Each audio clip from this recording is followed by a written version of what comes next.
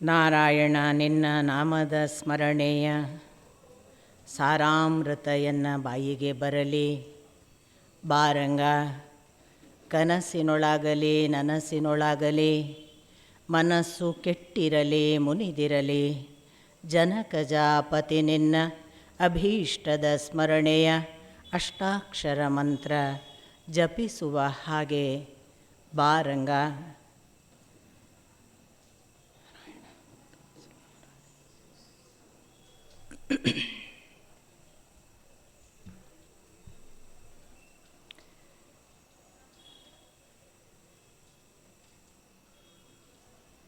ಶ್ರೀ ಹನುಮಂತನ ಸನ್ನಿಧಿಯಲ್ಲಿ ಅವನು ಬಲಕ್ಕೆ ನಿಂತು ಕಾಯುವ ಈ ಭರವಸೆಯ ಜೊತೆಗೆ ಅಂಥ ಮಳೆಯಲ್ಲೂ ಕೂಡ ಮತ್ತೆ ತಾಳ್ಮೆಯಿಂದ ಬಂದು ಕೂತ ನಿಮ್ಮ ಪ್ರೀತಿಗೆ ಮಳೆಯ ಮೂಲಕ ತನ್ನನ್ನು ಮತ್ತೆ ಮತ್ತೆ ಸಾಬೀತು ಮಾಡುವ ಆ ಪ್ರಕೃತಿ ಮಾತೆಗೆ ಎಲ್ಲರನ್ನೂ ವಂದಿಸಿ ಎಲ್ಲ ಹಿರಿಕಿರಿಯರ ಪದತಲಕ್ಕೆ ಹಣೆ ಹಚ್ಚಿ ನಮಸ್ಕಾರ.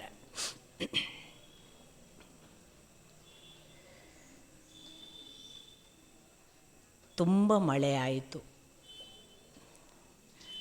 ಸಾಕು ಅಂತ ಅಲ್ಲ, ಇನ್ನಷ್ಟು ಬೇಕು ಅನ್ನಿಸುವ ಮಳೆ. ಮಾತು ಕೂಡ ಒಂದು ಮಳೆಯೇ. ಪ್ರಕೃತಿಯ ಮಳೆ ಹಲವರನ್ನು ತಂಪುಗೊಳಿಸಿ ಹೊಸದನ್ನೆಲ್ಲ ಹುಟ್ಟಿಸುವ ತಾಕತ್ತುಳ್ಳದ್ದು. ಮಾತಿನ ಮಳೆ ಹಾಗೇನೂ ಅಲ್ಲ. ಅದು ಎಲ್ಲೋ ಅಪರೂಪಕ್ಕೆ ಇದು ನಿತ್ತರೆ ಸಾಕು ಅನ್ನಿಸುವ ಹಾಗೂ ಅನ್ನಿಸಬಹುದು, ಅಥವಾ ಎಲ್ಲೋ ಒಂದೆರಡು ಹೃದಯದಲ್ಲಿ ಬೀಜ ಮೊಳೆತು ಚಿಗುರಬಹುದು. ಆ ಪ್ರಕೃತಿಯ ಮಳೆ ಯಾವ ಮೋಸವನ್ನು ಯಾರಿಗೂ ಮಾಡುವುದಿಲ್ಲ. ಆದ್ದರಿಂದ ಆ ಮಳೆಗೆ ವಂದಿಸಬೇಕು, ಆ ಪ್ರಕೃತಿಗೆ ವಂದಿಸಬೇಕು. ಯಾಕೆಂದರೆ ನೀವು ಇವತ್ತು ಕೊಟ್ಟ ವಿಷಯ ಹಿಂದೂ ಸಂಸ್ಕೃತಿಯಲ್ಲಿ ಮಹಿಳೆಯರ ಪಾತ್ರ. ಮಹಿಳೆಯರ ಪಾತ್ರ ಏನು ಅಂತ ಅರ್ಥ ಆಗಬೇಕು ಅಂತಾದರೆ, ಬದುಕಿನಲ್ಲಿ ಪ್ರಕೃತಿಯ ಪಾತ್ರ ಏನು ಅಂತ ಅರ್ಥ ಆದರೆ ಉಳಿದದ್ದೆಲ್ಲ ಅರ್ಥ ಆದ ಹಾಗೆ. ಯಾವ ಪ್ರಕೃತಿ ತಾನು ಇದ್ದೇನೆ ಅನ್ನುವುದೇ ಗೊತ್ತು ಮಾಡದೆ, ಆದರೆ ಇಲ್ಲದಿದ್ದರೆ ಏನೆಲ್ಲ ಅನಾಹುತ ಆಗಬಹುದು ಅನ್ನುವುದನ್ನು ಆಯಾ ಸಂದರ್ಭಗಳಲ್ಲಿ ನಮಗೆ ಎಚ್ಚರಿಕೆ ಕೊಡ್ತಾ, ಮಳೆ ಬರುವ ಕಾಲಕ್ಕೆ ಮಳೆ ಬಾರದಿದ್ದರೆ, ಬೇಸಿಗೆಯ ಕಾಲಕ್ಕೆ ಮಳೆ ಬಂದರೆ, ಬೇಸಿಗೆಯ ಕಾಲಕ್ಕೆ ಬೇಸಿಗೆಯ ಸುಡು ಹೆಚ್ಚಾದರೆ, ಎಲ್ಲ ಅತಿರೇಕಗಳ ಹೊತ್ತಿಗೆ ಅತಿವೃಷ್ಟಿ ಇರಲಿ ಅನಾವೃಷ್ಟಿ ಇರಲಿ, ತಾನು ಹೀಗಿದ್ದರೆ ಇದು ಸಮಂಜಸವಲ್ಲ, ನೀವು ಬದುಕಲಾರಿರಿ ಅಂತ ನಮಗೆ ಮತ್ತೆ ಮತ್ತೆ ಎಚ್ಚರಿಕೆ ಕೊಡುವ ಪ್ರಕೃತಿ ಒಬ್ಬ ತಾಯಿ. ಪ್ರತಿ ಮಹಿಳೆ ಒಬ್ಬ ತಾಯಿ, ಹೆತ್ತೋ ಹೆರದೆಯೋ ಅವಳು ತಾಯಿ. ಈ ಮಾತನ್ನು ನಾನು ಹೇಳುವಾಗ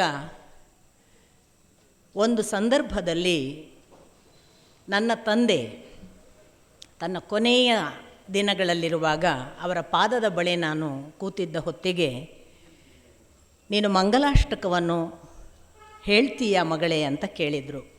ನಾನೇನು ಹೇಳಿದ್ದಿರಲಿಲ್ಲ ಆಗ. ನಾನು ಹೇಳುವುದಿಲ್ಲ ಅಪ್ಪ, ಯಾರೋ ಹೇಳುವುದನ್ನು ಕೇಳಿದ್ದೇನೆ ಅಂತ ಅಂದಾಗ ನನ್ನ ಅಪ್ಪ ನನಗೆ ಹೇಳಿದ್ದು, ನಿತ್ಯ ಮಂಗಲಾಷ್ಟಕವನ್ನು ನೀನು ಪಠನ ಮಾಡು, ಅದರಿಂದ ನಿನಗೆ ಲೋಕದ ಸಕಲ ಅನುಗ್ರಹಗಳು ಆಗ್ತವೆ ಅಂತ.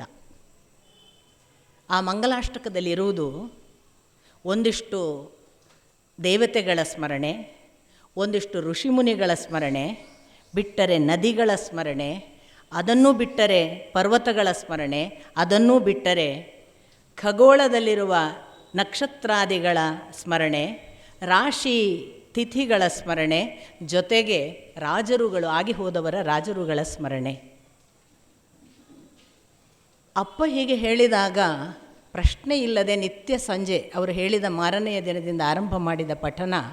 ಮುಂದೆ ಗೊತ್ತಾಯಿತು, ಶ್ರೀಕೃಷ್ಣನ ಮಹಾಭಾರತದ ಓದಿನಲ್ಲೋ ಹರಿವಂಶ ಪುರಾಣದಲ್ಲೋ ಭಾಗವತದಲ್ಲೋ ಒಂದು ಕಡೆ ಪ್ರದ್ಯುಮ್ನ ಬಲರಾಮನ ಬಳಿ ಬಂದು ಕೇಳ್ತಾನೆ, ನನಗೆ ಲೋಕ ಕಲ್ಯಾಣ ಆಗುವಂತಹ ಒಂದು ಮಂತ್ರವನ್ನು ಹೇಳು ಅಂತ. ಬಲರಾಮ ಹೇಳುವುದು ಇಂಥದೇ ಮಂಗಲಾಷ್ಟಕದಂತಹ ಮಂತ್ರವನ್ನು. ಅದರಲ್ಲಿ ಋಷಿಗಳು, ದೇವತೆಗಳು, ಪರ್ವತಗಳು, ನದಿಗಳು ಇವುಗಳದ್ದೇ ಎಲ್ಲ ಪೂಜೆ ಅಥವಾ ಸ್ತುತಿ. ಮುಂದೆ ಭೀಷ್ಮಾಚಾರ್ಯರನ್ನು ಪಾಂಡವಾದಿಗಳು ಭೇಟಿಯಾಗಿ ಲೋಕ ಕಲ್ಯಾಣ ಆಗಲಿಕ್ಕೆ ನಮಗೊಂದು ಸ್ತೋತ್ರ ಹೇಳಿ ಅಂದಾಗ ಭೀಷ್ಮಾಚಾರ್ಯರು ಹೇಳುವುದು ಕೂಡ ಅಂಥದ್ದೇ. ಅರ್ಥ ಏನು ಅಂದರೆ, ಪ್ರಕೃತಿಯ ಸಕಲ ಸಂಗತಿಗಳನ್ನು ನಾವು ನಿತ್ಯ ಸ್ಮರಿಸುವುದರಿಂದ ನಮ್ಮ ಬದುಕಿಗೆ ಅನುಗ್ರಹ ಆಗ್ತದೆ. ಈ ಹಿನ್ನೆಲೆಯಲ್ಲಿ ನಾನು ಮತ್ತೆ ಹೇಳ್ತೇನೆ, ಪ್ರಕೃತಿ ಒಂದು ಕ್ಷಣ ನಮ್ಮನ್ನು ಅನುಗ್ರಹ ಮಾಡದಿದ್ದರೆ ನಮಗೆ ಅಸ್ತಿತ್ವವಿಲ್ಲ. ಒಂದು ಕ್ಷಣ ನಮ್ಮ ಮನೆಯ ತಾಯಿ ನಮ್ಮನ್ನು ಅನುಗ್ರಹಿಸದೇ ಇದ್ದರೆ ನಮಗೆ ಏಳಿಗೆ ಇಲ್ಲ. ಇದನ್ನು ಯಾರೂ ಬೇಕಾದರೂ ಯಾವ ಬದುಕಿನಲ್ಲೂ ಹೇಳಬಹುದು. ಕೆಟ್ಟ ತಾಯಿ ಅಂತ ಇಲ್ಲ ಅಂತ ಅಂದರೆ, ಕುಪುತ್ರೋ ಜಾಯೇತ್ ಕ್ವಚಿದಪಿ ಕುಮಾತ ನ ಭವತಿ ಅಂತ ಶಂಕರಾಚಾರ್ಯರು ಘೋಷಿಸಿಬಿಟ್ರು. ಏನಕ್ಕೆ? ಅದರ ಹಿಂದೆ ಇರುವುದೇನು? ತಾಯಿತನದ ಕುರಿತ ಮಹತ್ತರವಾದ ಒಂದು ಸಂದೇಶ. ಹೀಗೆ ಹೇಳಿದ ತಕ್ಷಣ ನಮ್ಮ ದೇಶದಲ್ಲಿ ಮತ್ತೊಂದು ಬಹಳ ಅದ್ಭುತವಾದ ಸಂಗತಿ ಇದೆ.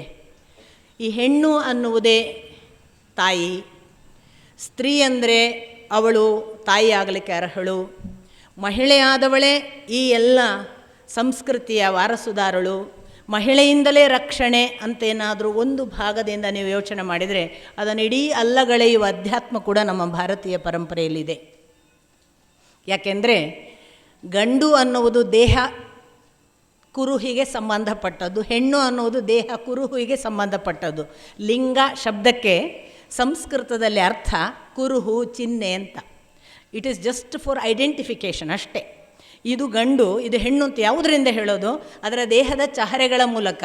ಆದರೆ ಒಳಗೆಗೆ ಜೀವಕ್ಕೆ ಬಂದಾಗ ಅದಕ್ಕೆ ಸಂಬಂಧ ಇಲ್ಲ. ನಡುವೆ ಸುಳಿವಾತ್ಮ ಗಂಡೂ ಅಲ್ಲ ಹೆಣ್ಣೂ ಅಲ್ಲ ಕಾಣ ರಾಮನಾಥ ಅನ್ನುವಾಗ ಲಿಂಗ ದಾಟಿ ಆಯಿತು.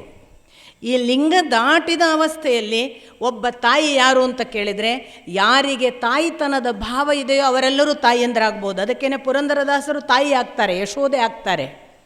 ಕನಕದಾಸರು ಅಥವಾ ಯಾವ ದಾಸ ಪರಂಪರೆ ಎಲ್ಲ ದಾಸವರೇಣ್ಯರು ಭಕ್ತರು ಅವರು ತಾಯಿಯಾಗಿ ಕೃಷ್ಣನನ್ನು ಪೂಜಿಸ್ತಾರೆ.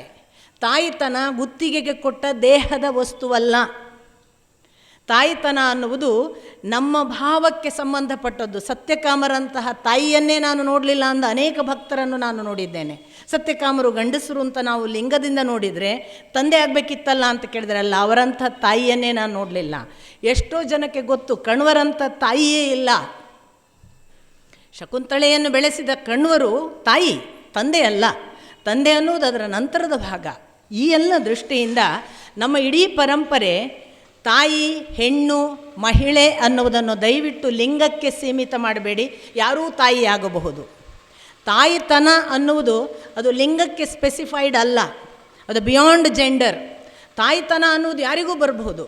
ಹಾಗಾಗಿ ಒಂದು ಮಗುವನ್ನು ನನ್ನ ಗುರುಗಳು ನನ್ನ ಪಕ್ಕದಲ್ಲಿ ನಾನು ಸದಾ ತಾಯಿ ಬೇಕು ಅಂತ ಹಸಿದಾಗ, ಮಗಳೇ ನನ್ನ ತೋಳಿನಲ್ಲಿ ತಲೆ ಇಟ್ಟು ಮಲಗಿ ಅಮ್ಮ ಎನ್ನುವ ತೀವ್ರ ಹಸಿವಿನಿಂದ ಕೂಗಿ ಕರೆದು ನಿನ್ನ ಬಾಯಿಯನ್ನು ನನ್ನ ಎದೆಯಲ್ಲಿಟ್ಟರೆ ನಿನಗೆ ನನ್ನ ಎದೆಯಲ್ಲಿ ಹಾಲು ಬಾರದಿದ್ದರೆ ಹೇಳು ಅಂದಿದ್ರು. ಇದು ತಾಯಿತನದ ಪರಾಕಾಷ್ಠೆ. ಅದನ್ನು ನಾನು ಪರೀಕ್ಷಿಸಲಿಲ್ಲ. ನಾನು ಹೇಳಿದೆ ನನಗೆ ನಿನ್ನ ಹಾಲು ಬೇಡ, ನನಗೆ ತಾಯಿಯ ಹಾಲೇ ಬೇಕು ಅಂತ ಹಠ ಹಿಡಿದೆ. ಅದರ ಮುಂದುವರಿದ ಭಾಗ. ಒಟ್ಟು ಅರ್ಥ ನಾನು ಹೇಳೋದಕ್ಕೆ ಇಷ್ಟಪಡ್ತಿರೋದು, ತಾಯಿ ಅನ್ನುವುದನ್ನು ಲಿಂಗ ಭಾವದಿಂದ ಹೆಣ್ಣು ಅಂತ ಖಂಡಿತ ನಮ್ಮ ಪರಂಪರೆ ಭಾವಿಸಿಲ್ಲ. ಹಾಗಾಗಿ ಮಹಿಳೆಯರ ಪಾತ್ರ ಅಂದಾಗ ದಯವಿಟ್ಟು ಮಹಿಳೆಯರು ಅಂದರೆ ಹೆಣ್ಮಕ್ಕಳೇ ಅಂತ ಖಂಡಿತ ಅಲ್ಲ. ಆದರೆ ಹೆಣ್ಣು ಮಕ್ಕಳ ಕುರುಹುಳ್ಳ ಲಿಂಗಭಾವದಿಂದ ಯೋಚಿಸಿದಾಗಲೂ ಮಹಿಳೆಯ ಪಾತ್ರ ಏನು ಅಂತ ಏನಾದರೂ ಯೋಚಿಸುವುದಿದ್ದರೆ, ನಮಗೆ ವೇದ ಕಾಲದಿಂದ ಅದಕ್ಕೆ ಸಾಕಷ್ಟು ಒಳ್ಳೊಳ್ಳೆಯ ನಮ್ಮ ಸಂಸ್ಕೃತಿಯನ್ನು ಕಾಪಾಡಿದ ಸಮ್ಯಕ್ ಕೃತಿ ಮಾತ್ರ ಸಂಸ್ಕೃತಿ ಆಗತ್ತೆ, ಅಥವಾ ಸಮ್ಯಕ್ ಸ್ಮೃತಿ ಇದ್ದ ಕೃತಿ ಅದು ಸಂಸ್ಕೃತಿ ಆಗತ್ತೆ. ಯಾವುದೋ ಒಂದು ಕೆಟ್ಟ ಆಚರಣೆ, ನಡೆ, ನುಡಿ ಸಂಸ್ಕೃತಿ ಆಗುವುದಿಲ್ಲ. ಯಾಕಂದರೆ ಭಾರತ ನಮ್ಮ ದೇಶ ಬೆಳಕಿನ ಜೊತೆಗೆ ಜ್ಞಾನದ ಜೊತೆಗೆ ರತಿಸುವ ದೇಶ, ಅದರಲ್ಲಿಯೇ ಮುಳುಗಿರುವ ದೇಶ. ಅದಕ್ಕೆ ಒಳ್ಳೊಳ್ಳೆಯ ನಡೆನುಡಿ ಇದ್ದದ್ದನ್ನು ಮಾತ್ರ ಅದು ಸಂಸ್ಕೃತಿ ಅಂತ ಆಯ್ಕೆ ಮಾಡುತ್ತೆ, ಉಳಿದದ್ದನ್ನಲ್ಲ. ಆ ದೃಷ್ಟಿಯಲ್ಲಿ ಭಾರತದಲ್ಲಿ ಮಹಿಳೆ ಅಂದರೆ ಯಾವಳು ಪೂಜನೀಯಳೋ ಅವಳು ಅಂತ ಒಂದು ಅರ್ಥ, ಯಾರು ಸಂತೋಷವನ್ನು ಅಥವಾ ಸಂಪತ್ತನ್ನು ತರುತ್ತಾಳೋ ಅವಳು ಕೂಡ ಅಂತ ಎಲ್ಲ ಅರ್ಥದಲ್ಲೂ ಮಹಿಳೆ. ಇಂಥ ಮಹಿಳೆ ಈ ಸಂಸ್ಕೃತಿಯನ್ನು ಏನು ಮಾಡಿದ್ಲು? ಸ್ವಲ್ಪ ಹಿನ್ನೋಟಕ್ಕೆ ಕಣ್ಣಾಡಿಸಿ ನಾವು ಯಾವಾಗಲೂ ಹೇಗೆ ಅಂದರೆ ನಮ್ಮ ಸಂಸ್ಕೃತಿ ಹಾಗಿತ್ತು ಹೀಗಿತ್ತು ಅನ್ನೋದ್ರೊಳಗೆ ನಮಗೆ ಬಹಳ ಸಂತೋಷ. ಅಂದರೆ ನಾನು ಆ ಧಾಟಿಯವಳಲ್ಲ. ನಿಮಗೆ ಅದನ್ನು ಕೂಡ ನಾನು ಮನವರಿಕೆ ಮಾಡಲಿಕ್ಕೆ ಅಥವಾ ಎಚ್ಚರ ಮೂಡಿಸಲಿಕ್ಕೆ ಕೆಲವು ಮಾತುಗಳನ್ನು ಹೇಳಿದರೆ ನಿಮಗೆ ಇಷ್ಟವಾಗದಿದ್ದರೆ ನನ್ನನ್ನು ಕ್ಷಮಿಸಬೇಕು. ಮೂಲತಃ ನಮ್ಮ ದೇಶದಲ್ಲಿ ವೇದ ಕಾಲದಲ್ಲಿ ಬ್ರಹ್ಮವಾದಿನಿಯರು ಅಂತಿದ್ದರು, ಉಪನೀತರಾಗ್ತಿದ್ರು. ಅವರು ಉಪನಯನ ಆದ ಬಳಿಕ ವೇದದ ಅನೇಕ ಸಂಗತಿಗಳನ್ನು ಸಾಕ್ಷಾತ್ ಮುಕ್ತ ಚರ್ಚೆಗೆ ಬಂದು ಕೂತು ಚರ್ಚಿಸ್ತಿದ್ರು. ಅಂಥ ಹೆಸರುಗಳು ಸಾಕಷ್ಟು ಇವೆ. ಅಂಬೃಣಿ ಸೂಕ್ತ ಸ್ವತಃ ತಂದೆಗೆ ಒಬ್ಬ ಮಗಳು ಹೇಳಿದಂತಹ ಸೂಕ್ತ. ತಂದೆಯನ್ನು ಕೂಡ ಪರಿವರ್ತಿಸಬಲ್ಲ ಒಂದು ಮಂತ್ರ ಹೇಳಬಲ್ಲ ತಾಯಿ ಆ ಕಾಲಕ್ಕೆ ಇದ್ದಳು ಅಂತ. ವಾಚಕ್ನು ಅನ್ನುವ ಋಷಿಯ ಮಗಳು ವಾಚಕ್ನವಿ ಗರ್ಗವಂಶದಲ್ಲಿ ಹುಟ್ಟಿದವಳು. ಗಾರ್ಗಿ ಅಂತ ಅವಳಿಗೆ ಎರಡು ಹೆಸರು, ವಾಚಕ್ನವಿಯೂ ಹೌದು ಗಾರ್ಗಿಯೂ ಹೌದು. ಅವಳು ಯಾಜ್ಞವಲ್ಕ್ಯರ ಒಂದು ಸಭೆಯಲ್ಲಿ ನಿಮಗೆ ಗೊತ್ತು, ಅಂತಿಂಥ ಚರ್ಚೆ ಅಲ್ಲ ಅದು, ವಿದ್ವಾಂಸರನ್ನೆಲ್ಲ ಸೇರಿಸಿದ ಚರ್ಚೆ. ನಮ್ಮ ಹಾಗೆ ಯಾರೋ ಒಬ್ಬ ಮೇಲೆ ಕೂತ್ಕೊಂಡು ಅವನು ಕೆಳಗಿನಿಂದ ಎಲ್ಲ ಯಾರ್ಯಾರಿದ್ದಾರೆ ಅಂತ ನೋಡಿ ತಾನೇ ಆಯ್ಕೆ ಮಾಡೋದಲ್ಲ. ಆಮೇಲೆ ವಶೀಲಿ, ನನ್ನದೊಂದು ಅರ್ಜಿ ಇದೆ ನನ್ನನ್ನು ಕರ್ಕೊಳ್ಳಿ ಅನ್ನುವ ವಶೀಲಿ ಅಲ್ಲ. ಮುಕ್ತ ಒಂದು ಸಭೆ, ಎಲ್ಲ ವಿದ್ವಾಂಸರನ್ನು ಸೇರಿಸಿ ಜನಕ ರಾಜ ಆ ಕಾಲಕ್ಕೆ ಒಂದು ದೊಡ್ಡ ವಿದ್ವಾಂಸರ ಸಭೆ ಮಾಡಿ 1,000 ದನಗಳನ್ನು ಕೊಡ್ತೇನೆ, ಆ ಗೋವುಗಳನ್ನು ಗೆಲ್ಲಬೇಕಾದ್ರೆ ಇಲ್ಲಿರುವ ವಿದ್ವತ್ ಸಭೆಯಲ್ಲಿ ನೀವು ಯಾರು ವಿದ್ವಾಂಸರು, ನಿಜವಾಗಿ ಯಾರು ಪರಿಣಿತರು, ಯಾರು ಬಲ್ಲವರು ಅಥವಾ ಜ್ಞಾನಿಗಳು ಅನ್ನೋದು ಸಿದ್ಧ ಆಗಬೇಕು. ಆ ಸಿದ್ಧ ಆದ ಬಳಿಕ ನಾನು ಈ ಗೋವುಗಳನ್ನು ತೆಗೆದುಕೊಂಡು ಹೋಗಲಿಕ್ಕೆ ಅನುಮತಿ ಕೊಡ್ತೇನೆ ಅನ್ನುವಂತಹ ರಾಜಪರಂಪರೆ ಇದ್ದಂತಹ ದೇಶ. ಸುಮ್ಮನೆ ಅಲ್ಲ ನಮ್ಮ ದೇಶ. ಅಂಥ ವಿದ್ವಾಂಸರನ್ನೆಲ್ಲ ಏಕಕಾಲದಲ್ಲಿ ಒಂದು ಜಾಗದಲ್ಲಿ ಆಹ್ವಾನ ಮಾಡಿದರೆ ಅಲ್ಲಿ ಬಂದಂತಹ ಋಷಿಮುನಿಗಳು ಎಷ್ಟು ಜನ! ನೀವು ಇಡೀ ಬೃಹದಾರಣ್ಯಕ ಉಪನಿಷತ್ತನ್ನು ಓದಿದರೆ ಅದು ಯಾಜ್ಞವಲ್ಕ್ಯರ ಜೊತೆಗಿನ ಎಂಥ ಮುಖಾಮುಖಿ. ನಾನು ಅದರ ಎಲ್ಲ ಭಾಗವನ್ನು ಹೇಳೋದಿಲ್ಲ. ಅಲ್ಲಿ ಆರ್ತಭಾಗನಿದ್ದಾನೆ, ಭುಜ್ಯನಿದ್ದಾನೆ, ಅಥವಾ ಕಹೋಲ ಇದ್ದಾರೆ, ಉಷಸ್ಥ ಇದ್ದಾನೆ, ಚಕ್ರಾಯಣ ಇದ್ದಾರೆ.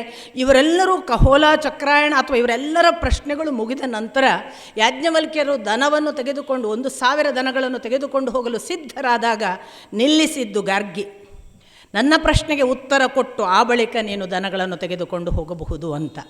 ಈ ಗಾರ್ಗಿ ಅಥವಾ ಈ ವಾಚಕ್ನವಿ ಕೇಳಿದ ಪ್ರಶ್ನೆಗಳು ಕೂಡ ನಾವು ಒಬ್ಬಳು ಹೆಣ್ಮಗಳು ಎದ್ದಳು ಅಂದರೆ ಏನು ಪ್ರಶ್ನೆ ಕೇಳ್ತಾಳೆ ಅಂತ ನಮ್ಮಲ್ಲೊಂದು ಸಾಮಾನ್ಯವಾದ ಪರಿಭಾಷೆ ಇದೆ. ಅವಳು ಏನು ಬಹಳ ಅಂದರೆ ಏನು ಕೇಳಿಯಾಳು, ಅವಳ ಅನುಭವ ಎಷ್ಟಿತ್ತು ಅಂತ. ನೀವು ದಯವಿಟ್ಟು ಗಮನಿಸಬೇಕು, ವಾಚಕ್ನವಿ ಅಥವಾ ಗಾರ್ಗಿ ಕೇಳಿದ ಪ್ರಶ್ನೆಗಳನ್ನು ಇವತ್ತಿಗೂ ಯಾರೂ ಕೇಳಿಲ್ಲ. ಅಂತಿಂಥ ಪ್ರಶ್ನೆಗಳಲ್ಲ. ಈ ಪಾರ್ಥಿವ ವಸ್ತುಗಳೆಲ್ಲ ನೀರಿನಿಂದ ಆವೃತವಾಗಿವೆ, ನೀರು ಎಲ್ಲಿ ಪ್ರತಿಷ್ಠಿತವಾಗಿದೆ ಅನ್ನೋದು ಅವಳ ಮೊದಲ ಪ್ರಶ್ನೆ. ಅಂದರೆ ನಾನು ಅದರ ಘನತೆ ಗಾಂಭೀರ್ಯ ಗೊತ್ತಾಗಲಿಕ್ಕಿಂತ ನಾನು ನಿಮಗೆ ಸ್ವಲ್ಪ ಸ್ಯಾಂಪಲ್ ಕೊಡೋದು. ಸುದೀರ್ಘವಾಗಿ ಬೃಹದಾರಣ್ಯಕ ಉಪನಿಷತ್ತನ್ನು ಹೇಳೋಕ್ಕಾಗೋದೂ ಇಲ್ಲ, ಅದು ಹೊತ್ತು ಅಲ್ಲ. ಆದರೆ ಅವಳ ಪ್ರಶ್ನೆ ಸಾಮಾನ್ಯ ಅಲ್ಲ ಅಂತ ನಮ್ಮ ಪಾರ್ಥಿವ ಅಂದರೆ ಪೃಥ್ವಿಯಲ್ಲಿರುವಂತಹ ವಸ್ತುಗಳು ಅಂತ. ಈ ಪಾರ್ಥಿವ ವಸ್ತುಗಳೆಲ್ಲ ನೀರಿನಿಂದ ಆವೃತವಾಗಿದೆ. ನೀರು ಯಾವುದರಲ್ಲಿ ಪ್ರತಿಷ್ಠಿತವಾಗಿದೆ? ಯಾಜ್ಞವಲ್ಕ್ಯರ ಉತ್ತರ ಆಕಾಶ. ಆಕಾಶ ಯಾವುದರಲ್ಲಿ ಪ್ರತಿಷ್ಠಿತವಾಗಿದೆ? ಅಂತರಿಕ್ಷ. ಅಂತರಿಕ್ಷ ಯಾವುದರಲ್ಲಿ ಪ್ರತಿಷ್ಠಿತವಾಗಿದೆ? ಅವಳ ಪ್ರಶ್ನೆ ನಿಲ್ಲೋದಿಲ್ಲ. ಗಂಧರ್ವಲೋಕ. ಗಂಧರ್ವಲೋಕ ಯಾವುದರಲ್ಲಿ ಪ್ರತಿಷ್ಠಿತವಾಗಿದೆ? ಆದಿತ್ಯಲೋಕ. ಆದಿತ್ಯಲೋಕ ಯಾವುದರಲ್ಲಿ ಪ್ರತಿಷ್ಠಿತವಾಗಿದೆ? ಚಂದ್ರಲೋಕ. ಚಂದ್ರಲೋಕ ಯಾವುದರಲ್ಲಿ ಪ್ರತಿಷ್ಠಿತವಾಗಿದೆ? ನಕ್ಷತ್ರಲೋಕ. ನಕ್ಷತ್ರಲೋಕ ಯಾವುದರಲ್ಲಿ ಪ್ರತಿಷ್ಠಿತವಾಗಿದೆ? ಪ್ರಶ್ನೆಯನ್ನು ಗಾರ್ಗಿ ಮುಂದುವರಿಸಿದಾಗ ಅವನು ಹೇಳ್ತಾನೆ ಇಂದ್ರಲೋಕ. ಇಂದ್ರಲೋಕ ಯಾವುದರಲ್ಲಿ ಪ್ರತಿಷ್ಠಿತವಾಗಿದೆ? ಆಗ ಅವನು ಹೇಳ್ತಾನೆ ದೇವಲೋಕ. ಮತ್ತೂ ಕೇಳ್ತಾಳೆ ದೇವಲೋಕ ಯಾವುದರಲ್ಲಿ ಪ್ರತಿಷ್ಠಿತವಾಗಿದೆ? ಬ್ರಹ್ಮಲೋಕ. ಮುಂದಿನ ಗಾರ್ಗಿಯ ಪ್ರಶ್ನೆ ಬ್ರಹ್ಮಲೋಕ ಯಾವುದರಲ್ಲಿ ಪ್ರತಿಷ್ಠಿತವಾಗಿದೆ? ಸಾಮಾನ್ಯ ಪ್ರಶ್ನೆಗಳನ್ನು ಗಾರ್ಗಿ ಕೇಳಿಲ್ಲ. ಸಾಮಾನ್ಯರು ಉತ್ತರಿಸಲಿಕ್ಕೂ ಸಾಧ್ಯವಿಲ್ಲ. ಯಾಜ್ಞವಲ್ಕ್ಯರು ಎಂಥವರು ಅಂತ ನಿಮಗೆ ಗೊತ್ತು, ಅವರ ತಪಸ್ಸು, ಅವರ ಸಾಧನೆ. ಅಂಥ ಯಾಜ್ಞವಲ್ಕ್ಯರು ಒಂದು ಮಾತು ಹೇಳ್ತಾರೆ, ಇನ್ನು ಅತೀತದ ಪ್ರಶ್ನೆಗಳನ್ನು ಕೇಳುತ್ತಾ ಹೋದರೆ ಗಾರ್ಗಿ ತಲೆ ಒಡೆದು ಸೀಳಾದೀತು, ಎಚ್ಚರ ಅಂತ. ಅಂದರೆ ಬ್ರಹ್ಮನ ಆಚೆಗೆ ಪ್ರಶ್ನೆ ಮಾಡಬೇಡ ಅಂತ. ಇದನ್ನು ದುರದೃಷ್ಟವಶಾತ್ ಎಡಪಂಥೀಯರೆಲ್ಲ ಒಂದು ಹೆಣ್ಮಗಳಿಗೆ ಪ್ರಶ್ನೆ ಕೇಳಕ್ಕೆ ಬಿಡಲಿಲ್ಲ ವೈದಿಕ ಸಭೆಯಲ್ಲಿ, ಅವಳನ್ನು ಬಾಯಿ ಮುಚ್ಚಿಸಲಾಯಿತು ಅಂತ ಇಂಟರ್ಪ್ರಿಟ್ ಮಾಡ್ತಾರೆ. ಯಾಕೆ ದುರದೃಷ್ಟವಶಾತ್ ಅಂತ ಹೇಳ್ತೇನೆ ಅಂದರೆ ಅದಕ್ಕೊಂದು ವಿವರಣೆ ಇದೆ, ಯಾಕೆ ಅವರು ಅದನ್ನು ಕೇಳಕ್ಕೆ ಬಿಡಲಿಲ್ಲ ಅಂತ. ಯಾವ ಆತ್ಮವು ಈ ಬ್ರಹ್ಮನ ಪ್ರಶ್ನೆಯನ್ನು ಕೇಳಿ ಬ್ರಹ್ಮನನ್ನು ತಿಳಿಯುತ್ತದೋ ಆ ಆತ್ಮ ಮತ್ತೆ ಆ ದೇಹದಲ್ಲಿ ಉಳಿಯೋದಿಲ್ಲ, ಅದು ಹೊರಟು ಹೋಗ್ತದೆ ಅಂತ ಈ ಕಾರಣಕ್ಕಾಗಿ ನಿಲ್ಲಿಸಿದರು. ಬೇರೆ ಏನೂ ಅಲ್ಲ, ಹೆಣ್ಣು ಅಂತ ಅಲ್ಲ. ಇದು ಯಾಜ್ಞವಲ್ಕ್ಯರಿಗೆ ಗೊತ್ತಿತ್ತು. ಇದು ಗಾರ್ಗಿಯ ಹುಟ್ಟು ಸಾವಿನ ಪ್ರಶ್ನೆ ಆಗ್ತದೆ, ಇನ್ನು ಅವಳು ಪ್ರಶ್ನಿಸಬಾರದು. ಅದಾಗಿ ಮತ್ತೆ ಅವರು ಹೊರಟರು ಅನ್ನುವಾಗ ಮತ್ತೆ 7ನೆಯ ಪ್ರಶ್ನೆ 7ನೇಯವರು ಕೇಳ್ತಾರೆ. ಅವರಿಗೂ ಯಾಜ್ಞವಲ್ಕ್ಯರು ಉತ್ತರಿಸಿದಾಗ ನೋಡಿ, ಇಡೀ ಸಭೆಯಲ್ಲಿ ನೀವು ಬೃಹದಾರಣ್ಯಕ ಉಪನಿಷತ್ತನ್ನು ಕೇಳಿದರೆ ಗೊತ್ತಾಗುತ್ತೆ, ಒಬ್ಬರು ಒಂದು ಪ್ರಶ್ನೆಯನ್ನು ಉತ್ತರ ಪಡೆದ ನಂತರ 2ನೇ ಪ್ರಶ್ನೆ ಕೇಳುವುದಕ್ಕೆ ಅವಕಾಶ ಇಲ್ಲ. ಅಲ್ಲಿ ಗಾರ್ಗಿಗೆ 2ನೇ ಪ್ರಶ್ನೆ ಅವಳು ಮತ್ತೆ ಕೈ ಎತ್ತಾಳೆ ನನಗೆ ಕೇಳಬೇಕು ಅಂತ, ಅದಕ್ಕೂ ಅವಕಾಶ ಕೊಡಲಾಗ್ತದೆ. ಈ ಥರ ಆಕಾಶ ಯಾವುದಲ್ಲಿ ಪ್ರತಿಷ್ಠಿತವಾಗಿದೆ ಅಂತ ಮತ್ತೆ ಪುನಃ ಅವಳ ಪ್ರಶ್ನೆ. ಆಗಲೂ ಅವರು ಹೇಳ್ತಾರೆ, ಯಾವುದನ್ನು ಬ್ರಹ್ಮ ಅನ್ನುವುದನ್ನು ನೇತಿ ಭಾವದಿಂದ ಉದಾಹರಿಸಿ ಹೇಳಿದ್ರಲ್ಲ, ಅಂದರೆ ಬ್ರಹ್ಮ ಅಂದರೆ ಏನು ಅಂತ ಹೇಳೋಕ್ಕಾಗಲ್ಲ, ಯಾವುದು ಅಲ್ಲ ಅಂತ ಹೇಳಬಹುದು. ಆಕಾಶ ಅಲ್ಲ, ಭೂಮಿ ಅಲ್ಲ, ಬೆಳಕಲ್ಲ, ಚಂದ್ರನಲ್ಲ, ಸೂರ್ಯನಲ್ಲ, ನಕ್ಷತ್ರನಲ್ಲ, ಹೀಗೆ ನೇತಿ ಭಾವದಿಂದ ಬ್ರಹ್ಮನನ್ನು ಹೇಳಿದರು ಯಾಜ್ಞವಲ್ಕ್ಯರು. ಹಾಗೆ ಆಕಾಶವನ್ನು ಕೇಳ್ತಾಳವಳು ಮುಂದಿನ ಪ್ರಶ್ನೆಯಲ್ಲಿ, ಆಕಾಶ ಎಲ್ಲಿ ಪ್ರತಿಷ್ಠಿತವಾಗಿದೆ? ಅದಕ್ಕೂ ಅವರ ಅಂಥದೇ ಉತ್ತರ ಕೊಟ್ಟ ಬಳಿಕ ನೀವು ಗಮನಿಸಬೇಕು, ಯಾಜ್ಞವಲ್ಕ್ಯರು ವಿದ್ವಾಂಸರ ಸಭೆಯನ್ನು ಗೆದ್ದಿದ್ದಾರೆ. ಅವರು ಸಹಸ್ರದನಗಳನ್ನು ತೆಗೆದುಕೊಂಡು ಹೋಗಲಿ ಅಂತ ಅನೌನ್ಸ್ ಮಾಡುವುದು ಗಾರ್ಗಿ. ಬ್ರಹ್ಮವಾದಿನಿಯರು ಎಷ್ಟು ಜನರ ಹೆಸರಿದೆ ನೀವು ಸುಮ್ಮನೆ ಕಣ್ಣಾಡಿಸಿ ನೋಡಿ. ವೇದಕಾಲದಲ್ಲಿ 30 ಹೆಸರುಗಳನ್ನು ಹೇಳ್ತಾರೆ.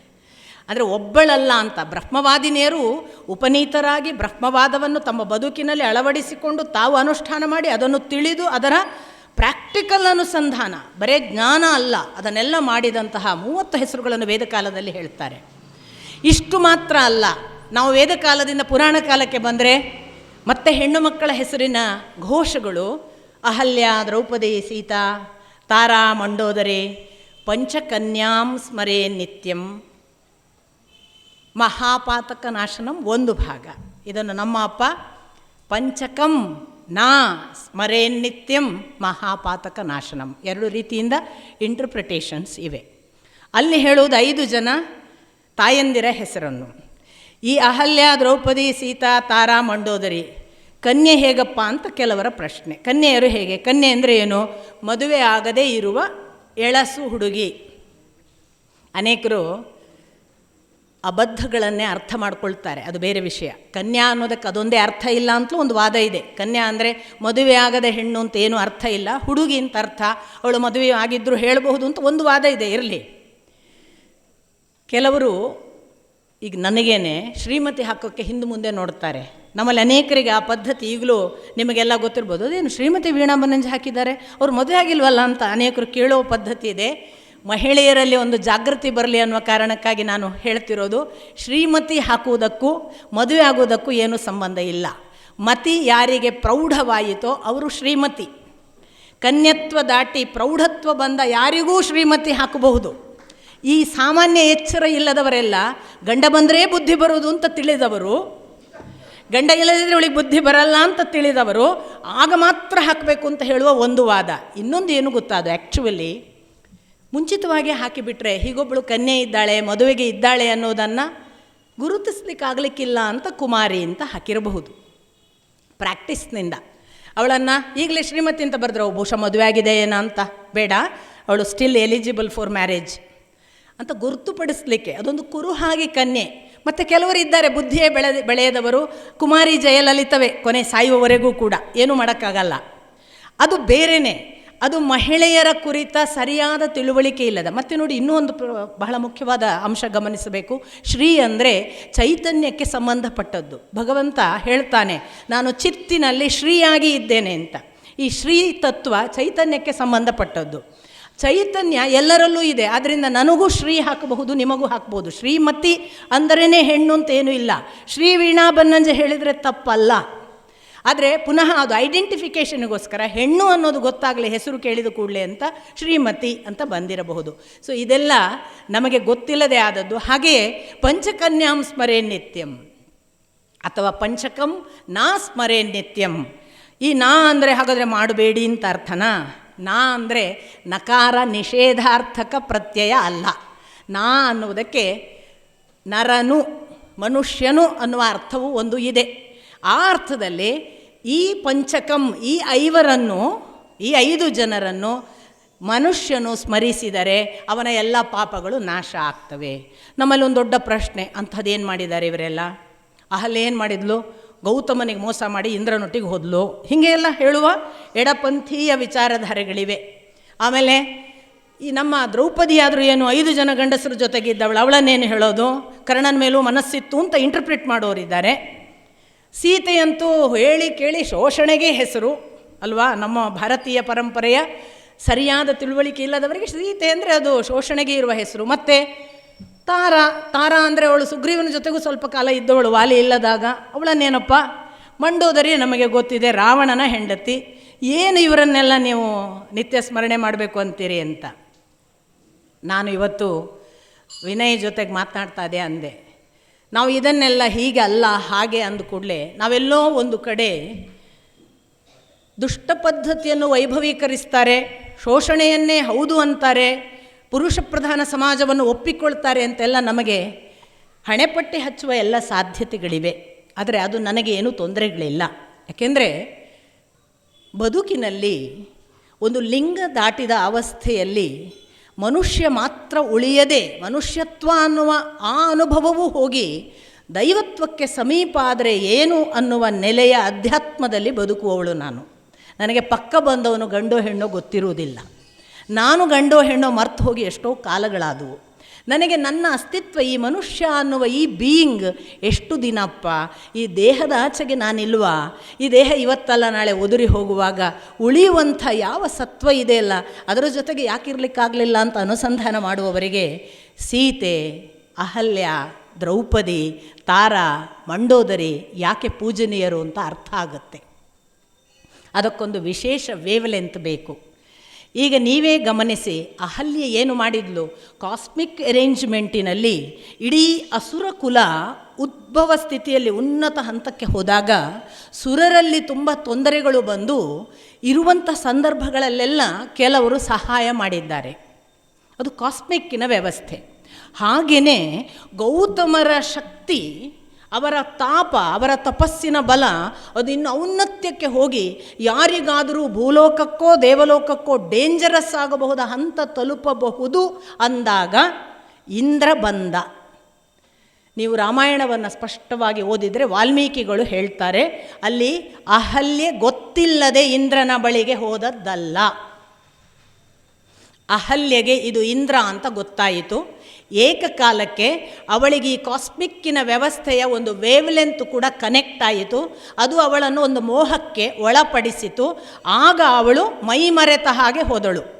ಕಾಸ್ಮಿಕ್ ಯಾಕೆ ಅವಳನ್ನು ಮೈಮರೆಸಿತು ಅಂದರೆ, ಕಾಸ್ಮಿಕ್ಕಿನ ಒಳ್ಳೆಯ ಕೆಲಸಕ್ಕಾಗಿ ನೀನೀಗ ಒಂದು ಕ್ಷಣ ಇಂದ್ರನ ಜೊತೆಗೆ ಬಂದರೆ ಗೌತಮನಿಗೆ ಕೋಪ ಬಂದು ಅವನು ನಿನ್ನನ್ನು ಶಪಿಸ್ತಾನೆ. ಒಂದು ಶಾಪ ಅಂದರೆ ಅವನ ಶಕ್ತಿಯ ವಿಸರ್ಜನೆ. ಅವನು ಎಷ್ಟೋ ತಪಸ್ಸು ಮಾಡಿದ್ದು ನಷ್ಟವಾಗ್ತದೆ. ತಪಸ್ಸು ನಷ್ಟವಾಗಲಿಕ್ಕೆ ಅಹಲ್ಯೆ ಮಾಡಿದ ಬಹಳ ದೊಡ್ಡ ತ್ಯಾಗ, ಆ ಮೂಲಕ ಕಾಸ್ಮಿಕ್ಕನ್ನು ಉಳಿಸಿದ ತಾಯಿ ಅಹಲ್ಯೆ. ಆದ್ದರಿಂದ ಸ್ಮರಣೆ. ಇದು ಒಂದು ಸಣ್ಣ ಎಳೆ ಕೊಟ್ಟದ್ದು. ನಾನು ಇಂಥ ಅನೇಕ ಆಯಾಮಗಳಲ್ಲಿ ಅಹಲ್ಯೆಯನ್ನು ನೋಡಬಹುದು. ಯಾಕೆಂದರೆ ರಾಮಚಂದ್ರ ಅಹಲ್ಯೆಯ ಬಳಿಗೆ ಹೋಗುವಾಗ ಇಲ್ಲಿ ಒಂದು ಯಾವುದೋ ಬೆಳಕಿನ ತೇಜಸ್ಸು ಇದ್ದಂತೆ ಅನುಭವಕ್ಕೆ ಬರ್ತಿದೆ. ಇಲ್ಲಿ ಯಾವುದೋ ಒಂದು ವಿಶೇಷವಾದ ಶಕ್ತಿ ಒಂದು ನನ್ನನ್ನು ಆಕರ್ಷಿಸುವಂತೆ ಅನ್ನಿಸ್ತಿದೆ. ಇಲ್ಲಿ ಅಂಥದ್ದು ಏನಿದೆ ಅಂತ ಕೇಳ್ತಾನೆ. ವಿಶ್ವಾಮಿತ್ರರು ಇದು ಅಹಲ್ಯೆಯ ಜಾಗ ಅಂತ ಹೇಳುವ ಮೊದಲು, ಆಮೇಲೆ ರಾಮಚಂದ್ರ ಹೀಗೆ ಕಾಲಿನಿಂದ ಮೆಟ್ಟಿದ ಆ ಕಲ್ಲು ಮತ್ತೆ ಜೀವಾಯಿತು ಅಂತ ರಾಮಾಯಣದಲ್ಲಿಲ್ಲ. ಅವಳು ಅದೃಶ್ಯಳಾಗಲಿಕ್ಕೆ ಶಾಪ. ರಾಮಚಂದ್ರ ಬಂದ ಮೇಲೆ ಮತ್ತೆ ದೃಶ್ಯಳಾಗು ಅಂತ. ಅದೃಶ್ಯಳಾದವಳು ದೃಶ್ಯಳಾದದ್ದು ರಾಮಚಂದ್ರ ಹೀಗೆ ನೋಡಿದಾಗ ನೆನಪಿಟ್ಟುಕೊಳ್ಳಬೇಕು, ರಾಮಚಂದ್ರ ಹೋಗಿ ಅಹಲ್ಯೆಯ ಪಾದಕ್ಕೆ ನಮಿಸಿದ್ದಾನೆ ಹೊರತು ಅಹಲ್ಯೆಯನ್ನು ತುಳಿದದ್ದಲ್ಲ. ಇದೆಲ್ಲ ಗಮನಿಸಬೇಕು. ಆದ್ದರಿಂದ ಅಹಲ್ಯೆ ಎಷ್ಟು ದೊಡ್ಡವಳು ಅನ್ನುವುದು ರಾಮನೂ ಕೂಡ ಕೊಟ್ಟಂತಹ ಸಂದೇಶ ಇಂಥದ್ದು. ಇನ್ನು ದ್ರೌಪದಿಯನ್ನು ಯಾಕೆ 5 ಜನ ದೇವತಾ ಪುರುಷರು, ಅದು ಇಂದ್ರ ಇರಬಹುದು, ಅದು ಭೀಮನ ಹೆಸರಿನಲ್ಲಿ ಬಂದಂತಹ ವಾಯು ಇರಬಹುದು, ಅಥವಾ ಅಶ್ವಿನಿ ದೇವತೆಗಳಿರಬಹುದು. ಪಂಚದೇವತೆಗಳು ಬಂದರಲ್ಲ, ಪಂಚದೇವತೆಗಳು ಪಂಚಪುರುಷರ ರೂಪದಲ್ಲಿ ತಮ್ಮ ಮಕ್ಕಳ ಹಾಗೆ ಬಂದರು, ತಮ್ಮ ಮಕ್ಕಳ ರೂಪವಾಗಿ ತಳೆದು ಬಂದರು. ಈ 5 ಜನ ಪುರುಷರಿಗೆ ಏಕಪತ್ನಿಯವಳಷ್ಟೇ. ಈ 5 ಜನ ದೇವತೆಗಳು ಅಲ್ಲಿದ್ದಾರೆ. ಆ 5 ಜನ ದೇವತೆಗಳ ಅಂಶವನ್ನು ಧಾರಣೆ ಮಾಡಿ ಬಂದಿದ್ದಾಳೆ ಅಂತ. ದ್ರೌಪದಿ ಒಬ್ಬಳೇ ಬಂದಿಲ್ಲ. ಇಂದ್ರನ ಶಚಿ ಅಥವಾ ವಾಯುವಿಗೆ ಸಂಬಂಧಪಟ್ಟ ಭಾರತಿ ಎಲ್ಲ ಅಶ್ವಿನಿ ದೇವತೆಗಳ ಪತ್ನಿಯರು ಇವರನ್ನೆಲ್ಲ ಒಳಗೊಂಡ ಜೀವ. ಅದು ಪಂಚ ಪತ್ನಿಯರನ್ನು ಏಕದೇಹದಲ್ಲಿ ಧಾರಣೆ ಮಾಡಿ ಪಂಚಪುರುಷರನ್ನು, ಅದಕ್ಕೆ ಅವರಿಗೆ 1 ವರ್ಷ ಅಂತ ವೇದವ್ಯಾಸರು ಕೂಡ ನಿಯೋಜಿಸ್ತಾರೆ. ಒಬ್ಬ ಹೋದಾಗ ಇನ್ನೊಬ್ಬ ಹೋಗುವ ಹಾಗಿಲ್ಲ. ಆ ಪತ್ನಿ ಆ ಪುರುಷನಿಗೆ ಸಮಾಗಮ, ಉಳಿದ 4 ಜನ ನ್ಯೂಟ್ರಲ್. ಇದನ್ನೆಲ್ಲ ಹೇಗೆ ನೀವು ಅನಾಲಿಸಿಸ್ ಮಾಡೋದು ಅಂತ ಕೇಳಬಹುದು. ನಮ್ಮ ಒಳಗೆ ಎಷ್ಟು ವ್ಯಕ್ತಿತ್ವ ಇದೆ. ನಾವು ಮಗುವಿನ ಜೊತೆಗೆ ಬೇರೆ, ನಾವು ಅಪ್ಪನ ಜೊತೆಗೆ ಬೇರೆ, ನಮ್ಮ ಗಂಡನ ಜೊತೆಗೆ ಬೇರೆ, ನಮ್ಮ ಮಿತ್ರರ ಜೊತೆಗೆ ಬೇರೆ, ನಮ್ಮ ಒಳಗಿಲ್ವಾ? ಆಯಾ ವ್ಯಕ್ತಿಗೆ ಆಯಾ ಜೀವವನ್ನು ಕನೆಕ್ಟ್ ಮಾಡುವ ಒಂದು ವಿಶೇಷ ಸಾಧ್ಯತೆ ದ್ರೌಪದಿಯಲ್ಲಿತ್ತು. ಸೀತೆಯನ್ನು ನಮ್ಮ ದೇಶದ ಪರಂಪರೆ ಇಡೀ, ಅದೂ ಕೂಡ ಇತ್ತೀಚಿನ ಆಧುನಿಕ ಬ್ರಿಟಿಷರು ಬಂದ ಬಳಿಕದ ಪರಂಪರೆಯಂತೂ ಅವಳು ಮಹಾಶೋಷಣೆಗೆ ಒಳಗಾದವಳು. ಅವಳಷ್ಟು ಅವಳನ್ನು ಹೀನಾಯಮಾನ ಮಾಡಿ ಅವಳನ್ನೇ ಪೂರ್ತಿ ಬಳಸಿ ರಾಮಾಯಣ ಮಾಡಿದರು. ಒಂದು ನಾಗಚಂದ್ರನ ರಾಮಾಯಣ ಅಂತ ಇದೆ, ಗೊತ್ತಾಗದೇ ಇರೋದು ಒಳ್ಳೆಯದು. ಅದರಲ್ಲಿ ಸೀತೆಗೆ ರಾಮ ಎಷ್ಟು ಕೆಟ್ಟವ ಅನ್ನಿಸ್ತಾನೆ ಅಂದರೆ ಅವಳು ಪರಪುರುಷನ ಜೊತೆಗೆ ಹೋಗ್ತಾಳೆ. ಇಂಥ ಮನೋಧರ್ಮವನ್ನು ಒಂದು ಕಾಲಕ್ಕೆ ಜೈನ ಧರ್ಮೀಯರು ಹಿಂದೂ ಧರ್ಮದ ವಿರುದ್ಧವಾಗಿ ಪ್ರಾರಂಭ ಮಾಡಿದಾಗ ನಮ್ಮ ಎಲ್ಲ ವೈದಿಕ ಪುರಾಣ ಕಥೆಗಳನ್ನು, ಅದು ಮಹಾಭಾರತ ಇರ್ಬೋದು, ರಾಮಾಯಣ ಇರ್ಬೋದು, ಅದನ್ನು ಅಪಭ್ರಂಶಗೊಳಿಸಿ ಬರೆದರು. ಅದು ಪಂಪನ ಗದಾಯುದ್ಧ, ಅದು ರನ್ನನ ಗದಾಯುದ್ಧ, ಪಂಪ ಭಾರತ, ಇವುಗಳೆಲ್ಲವೂ ಕೂಡ ಅಂಥದೇ ಒಂದು ಕೆಲಸ. ಅದನ್ನೇ ಇವತ್ತು ಆಧುನಿಕರು ಓದಿರೋದು. ಅವರ ಪೂರ್ವ ಅಂದರೆ ನಮ್ಮ ನಿಜವಾದ ವೈದಿಕ ಪರಂಪರೆಯ ಮೂಲ ಪಾಠವನ್ನು ಅಥವಾ ನಿಜವಾಗಿ ಶೋಧಿಸಿದ ಪಾಠವನ್ನು ಓದಿಲ್ಲ. ಇದೆಲ್ಲ ಆದದ್ರಿಂದ ನಮಗೆ ದ್ರೌಪದಿ ಸೀತೆಯರ ಬಗ್ಗೆ ಕೆಟ್ಟ ಕಲ್ಪನೆ. ಸೀತೆಯನ್ನು ಒಂದು ಶೋಷಣೆಯ ಭಾಗ ಅಂತ ಹೇಳುವವರೆಲ್ಲ ತ್ಯಾಗ ಎಷ್ಟು ಬಲವಾದದ್ದು ಅನ್ನೋದನ್ನು ಮರೀತಾರೆ. ತ್ಯಾಗದ ಮೌಲ್ಯವೇ ಗೊತ್ತಿಲ್ಲದವರು ಸೀತೆಯನ್ನು ಶೋಷಣೆ ಮಾಡಲಾಗಿದೆ ಅಂತ ಹೇಳ್ತಾರೆ. ರಾಮಚಂದ್ರ ಸೀತೆಯನ್ನು ತನಗಿಂತ ಭಿನ್ನವಾಗಿ ನೋಡಿಲ್ಲ. ಇದೆಲ್ಲ ತುಂಬ ಸೂಕ್ಷ್ಮ ವಿಷಯ. ಈಗ ನಾವು ಯಾವಾಗ ನಮ್ಮ ಜೊತೆಗಿರುವವರನ್ನು ಸೇರಿಸಿಕೊಂಡೇ ಮಾತಾಡ್ತೇವೆ ಯಾವಾಗ ಅಂದರೆ ಅವರು ನನ್ನವರೇ ಅಂತ ಖಂಡಿತ ಖಾಚಿತ್ಯವಿದ್ದಾಗ. ಈಗ ಯುಧಿಷ್ಠಿರ ದ್ರೌಪದಿಯನ್ನು ಪಣಕ್ಕಿಡುವಾಗ ದ್ರೌಪದಿಯನ್ನು ಕೇಳಬೇಕಿತ್ತು ಅಂತ ದ್ರೌಪದಿಯು ಆ ಮಾತು ಹೇಳ್ತಾಳೆ. ದ್ರೌಪದಿಯನ್ನು ಯಾಕೆ ಕೇಳೋದಿಲ್ಲ ಅಂದರೆ, ಈಗ ನಾವು ನಮ್ಮ ಮಿತ್ರ ತುಂಬ ನಮಗೆ ಬೇಕಾದವನಿದ್ದರೆ ನಮ್ಮ ಯಾರೋ ಒಬ್ಬರು ನಮ್ಮ ಗುರುತಿನವ್ರು ಹೇಳ್ತಾರೆ, ನನಗಿವತ್ತು ಶಿವಮೊಗ್ಗಕ್ಕೆ ಹೋಗಬೇಕು, ಏನೂ ತೊಂದರೆ ಇಲ್ಲ, ನೇರ ವಿನಯ್ ಮನೆಗೆ ಹೋಗಿ ಅವನ ಹತ್ರ ಹೇಳಿ ನಾನು ಕಳಿಸಿದ್ದೇನೆ ಅಂತ. ಯಾವ ಆಧಾರ? ಕಾನ್ಫಿಡೆನ್ಸ್. ಯಾವ ಕಾನ್ಫಿಡೆನ್ಸ್? ಅವನು ನನ್ನ ಮಾತನ್ನು ತೆಗೆದು ಹಾಕುವುದಿಲ್ಲ. ಇದು ಯಾರ ಒಟ್ಟಿಗೆ ಹೇಳಕ್ಕೆ ಸಾಧ್ಯ? ನನಗೆ ಅತ್ಯಂತ ಖಾಸ ಇದ್ದವರ ಒಟ್ಟಿಗೆ ಮಾತ್ರ. ನಾವು ಹಾಗೆ ಹೇಳುವಾಗ ಒಂದು ತಿಳುವಳಿಕೆ ಬೇಕು. ನನ್ನ ಮಿತ್ರ ನನಗೆ ನನ್ನನ್ನು ಬಿಟ್ಟು ಇಲ್ಲ, ನನ್ನನ್ನು ಬಿಟ್ಟಿಲ್ಲದವನನ್ನು ಮಾತ್ರ ನಾನು ಅನುಮತಿ ಇಲ್ಲದೆ ಏನನ್ನೂ ಮಾತನಾಡುವುದು ಅವನ ಬಗ್ಗೆ. ನನ್ನನ್ನು ಬಿಟ್ಟಿಲ್ಲ ಇವಳು, ನಾನು ಅವಳು ಬೇರಲ್ಲ ಅನ್ನುವ ಮಾತು ಬಂದಾಗ ಮಾತ್ರ ಆ ಸ್ಥಿತಿ ಸಾಧ್ಯ.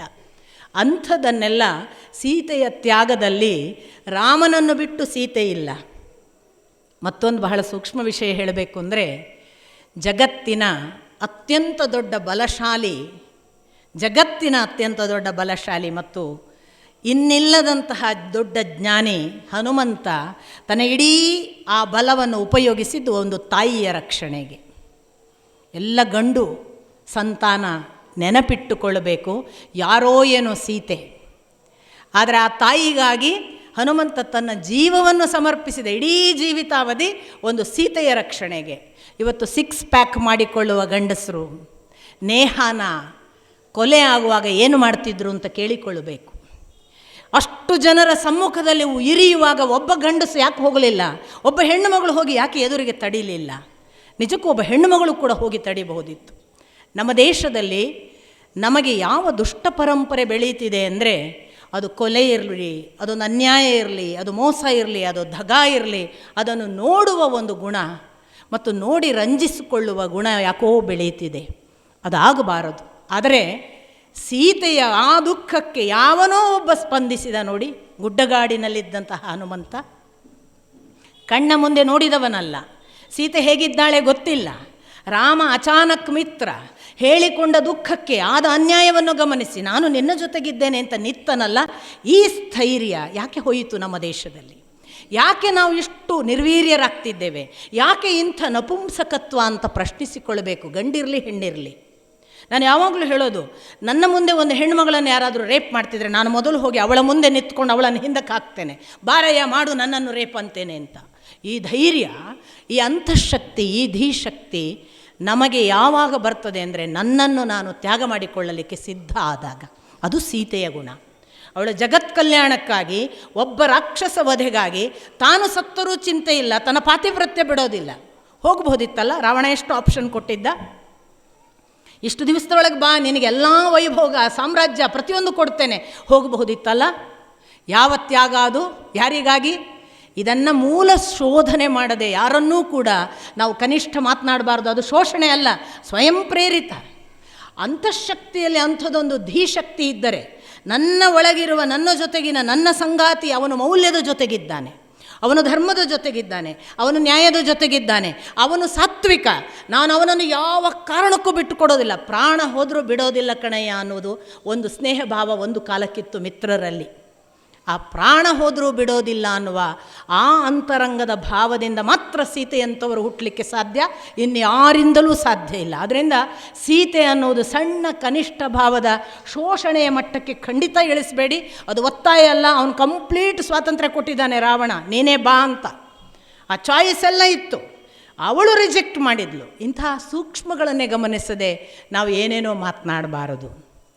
ತಾರೆಯ ವಿಷಯಕ್ಕೆ ಬಂದರೆ, ತಾರೆ ವಾಲಿ ಗುಹೆಯಲ್ಲಿ ಸತ್ತಾಂತ ಭಾವಿಸಿ ಅದಕ್ಕೆ ಕಲ್ಲನ್ನು ಮುಚ್ಚಿ ಬಂದಂತಹ ಸುಗ್ರೀವ ಮುಂದೆ ರಾಜನಾದಾಗ ಸುಗ್ರೀವನ ಹೆಂಡತಿ ಆಗ್ತಾಳೆ ಅನ್ನುವ, ಅಥವಾ ಅವನು ಅವಳನ್ನು ಕರ್ಕೊಳ್ತಾನೆ ಅನ್ನೋ ಒಂದು ಭಾವವಿದೆ.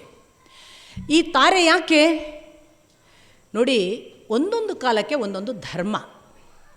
ವಾಲಿ ಸುಗ್ರೀವರ ಕಾಲಕ್ಕೆ ಒಂದು ಧರ್ಮ ಪ್ರಚಲಿತವಾಗಿ ಇದ್ದದ್ದು ಏನು ಅಂದರೆ, ಅಣ್ಣನ ಹೆಂಡತಿ ಒಂದು ವೇಳೆ ಬದುಕಿದ್ದಾಗ ಅಣ್ಣ ಸತ್ತರೆ ಅಣ್ಣನ ತಮ್ಮ ಅಂದರೆ ಮೈದುನ ಅತ್ತಿಗೆಯನ್ನು ಮದುವೆ ಆಗಬಹುದು, ಅವಳಿಗೆ ರಕ್ಷಣೆಯ ರೂಪದಲ್ಲಿ ಇರಬಹುದು, ಅವಳನ್ನು ಸಲಹಬಹುದು ಅನ್ನುವುದು ಧರ್ಮ ಆ ಕಾಲಕ್ಕೆ. ಸುಗ್ರೀವ ಅಧರ್ಮ ಮಾಡಲಿಲ್ಲ. ಆದರೆ ತಮ್ಮನ ಹೆಂಡತಿಯನ್ನು ಅಣ್ಣ ಯಾವತ್ತೂ ಕೂಡ ಮದುವೆಯಾಗಲಿಕ್ಕಿಲ್ಲ, ಮಗಳ ಹಾಗೆ ನೋಡಿಕೊಳ್ಳಬೇಕು. ವಾಲಿ ತಪ್ಪಿದ, ಸುಗ್ರೀವನ ಹೆಂಡತಿಯನ್ನು ಅಪಹರಿಸಿದ. ಸುಗ್ರೀವ ಮಾಡಿದ್ದು ಧರ್ಮ, ವಾಲಿ ಮಾಡಿದ್ದು ಅಧರ್ಮ. ಮುಂದೆ ಅಧರ್ಮಕ್ಕೆ ಏನು ಫಲ ಆಯಿತು? ಇಂಥ ತಾರೆ ಮತ್ತೆ ವಾಲಿ ಬಂದು ತಾರೆಯನ್ನು ಕರ್ಕೊಂಡಾಗ ಯಾವ ಮಟ್ಟಕ್ಕೆ ತಾರೆ ವಾಲಿಯನನ್ನು ಗಂಡ ಅಂತ ತಿಳ್ಕೊಂಡು ಇದ್ದಳು ಅನ್ನೋದನ್ನು ಒಂದು ಸಂದರ್ಭ ಬರುತ್ತೆ, ಸುಗ್ರೀವನಿಂದ ಕರೆ ಬರುತ್ತೆ, ಯುದ್ಧಕ್ಕೆ ಬಾ ಅಂತ. ಇಡೀ ಯುದ್ಧಕ್ಕೆ ಸಿದ್ಧನಾದ ವಾಲಿಯನ್ನು ತಡೆದದ್ದು ತಾರೆ. ವಾಸ್ತವಿಕ ಹೋಗಬೇಡ, ಒಬ್ಬ ಇಷ್ಟು ಸೋತು ಇನ್ನಿಲ್ಲದಂತೆ ಧೂಳೀಪಟನಾದವನು ಮತ್ತೆ ನಿನ್ನನ್ನು ಯುದ್ಧಕ್ಕೆ ಕರೀತಾನೆ ಅಂದರೆ ಅವನಿಗೆ ಎಲ್ಲಿಂದಲೋ ಏನೋ ದೊಡ್ಡ ಬಲ ಬಂದಿರಬೇಕು, ನೀನು ಹೋಗಬೇಡ ಅಂತ. ಅಂದರೆ ಗಂಡನ ಕುರಿತು ಆ ಕಡೆ ಹೋಗಿ ಸುಗ್ರೀವನ ಜೊತೆಗಿದ್ದು ಬಂದವಳು ಈಗ ಮತ್ತೆ ಸುಗ್ರೀವನ ಹತ್ರ ಆಪತ್ತು ಇದೆ ಅಂತ ಗಂಡನನ್ನು ಕಾದವಳು, ಕೊನೆಯಲ್ಲಿ ವಾಲಿ ಸತ್ತ ಮೇಲೆ ಸತಿ ಹೋಗ್ತೇನೆ ಅಂತ ಸಿದ್ಧಳಾದವಳು, ಅಂಗದನನ್ನು ಸುಗ್ರೀವನ ಉಡಿಗೆ ಇಟ್ಟು ಇವ ನಿನ್ನ ಮಗ ನೋಡಿಕೋ ಅಂತ ಹೇಳಿದವಳು. ಅವಳ ಮಾತುಗಳನ್ನು, ಅವಳ ಅಪಲಾಪವನ್ನು ನೀವು ಕಣ್ಣಾರೆ ಕಂಡು ಕೇಳಿ ಓದಬೇಕು. ತಾರೆ ಎಂಥ ತಾಯಿ ಅಂತ ಅನಿಸಿಬಿಡತ್ತೆ. ಅಂಥ ಎಲ್ಲ ಕಾರಣ ಇರುವುದರಿಂದ ತಾರೆಯನ್ನು ಅವರು ಪಂಚ ಪತಿವ್ರತೆಯರಲ್ಲಿ ಹೇಳಿದರು. ಮಂಡೋದರಿ ಯಾಕೆ? ಎಂಥ ದುಷ್ಟನೊಟ್ಟಿಗಿದ್ದೂ ಕೂಡ ಒಂದು ದಿನವೂ ದುಷ್ಟತನ ಮಾಡದೇ ಇದ್ದರೆ ಒಳ್ಳೆಯವಳು ಅನ್ನದೇ ಇನ್ನೇನು ಅನ್ನೋದು? ಒಂದೇ ಒಂದು ದಿನ ಅವಳು ದುಷ್ಟ ಯೋಚನೆ ಮಾಡಲಿಲ್ಲ, ಪರ ಸ್ತ್ರೀಯರ ಬಗ್ಗೆ ಮಾಡಲಿಲ್ಲ, ಪರ ಪುರುಷರ ಬಗ್ಗೆ ಮಾಡಲಿಲ್ಲ. ಸದಾ ಎಚ್ಚರಿಸ್ತಿದ್ಲು ರಾವಣನನ್ನು, ಸರಿಯಲ್ಲ ಇದು ಸರಿಯಲ್ಲ ಅಂತ. ಇಷ್ಟು ಅಂದರೆ ಸಾಮಾನ್ಯ ಸಹವಾಸದಿಂದ ಕೆಟ್ಟವರಾಗ್ತೇವೆ ನಾವು. ಮನುಷ್ಯನ ಬಹಳ ದೊಡ್ಡ ದೋಷ ಅದು. ಹತ್ತಿರ ಯಾರಿದ್ದಾರೋ ಅವರ ಹಾಗೆ ಆಗಿಬಿಡ್ತೇವೆ. ಆದರೆ ಒಬ್ಬ ಹೆಣ್ಣು ಮಗಳು ಒಂದು ಸಾಮ್ರಾಜ್ಯದಲ್ಲಿದ್ದು ಒಬ್ಬ ರಾಜನ ಜೊತೆಗಿದ್ದು ರಾಜವೈಭವದ ಎಲ್ಲ ಸವಲತ್ತುಗಳನ್ನು ಅನುಭವಿಸಿಕೊಂಡಿದ್ದರೂ ಕೂಡ ರಾಜನ ಯಾವ ಗುಣನಡತೆಗಳನ್ನು, ಯಾವ ದೋಷಗಳನ್ನು, ಯಾವ ಸಂಗತಿಗಳನ್ನು ಕೂಡ ಕಣ್ಣಾರೆ ಅನುಭವಿಸ್ತಾ ಅದನ್ನು ಅಬ್ಸರ್ವ್ ಮಾಡಿ ಇದರಲ್ಲಿ ನನ್ನ ಪಾಲು ಇಷ್ಟೇ ಅಂತ ತನಗೊಂದು ಗೆರೆ ಇಟ್ಟುಕೊಂಡು ತಾನು ಕಾಯ್ಕೊಂಡ್ಲಲ್ಲ ತನ್ನ ಒಳಿತನ್ನು, ಅದು ಸಾಮಾನ್ಯ ವಿಷಯ ಅಲ್ಲ.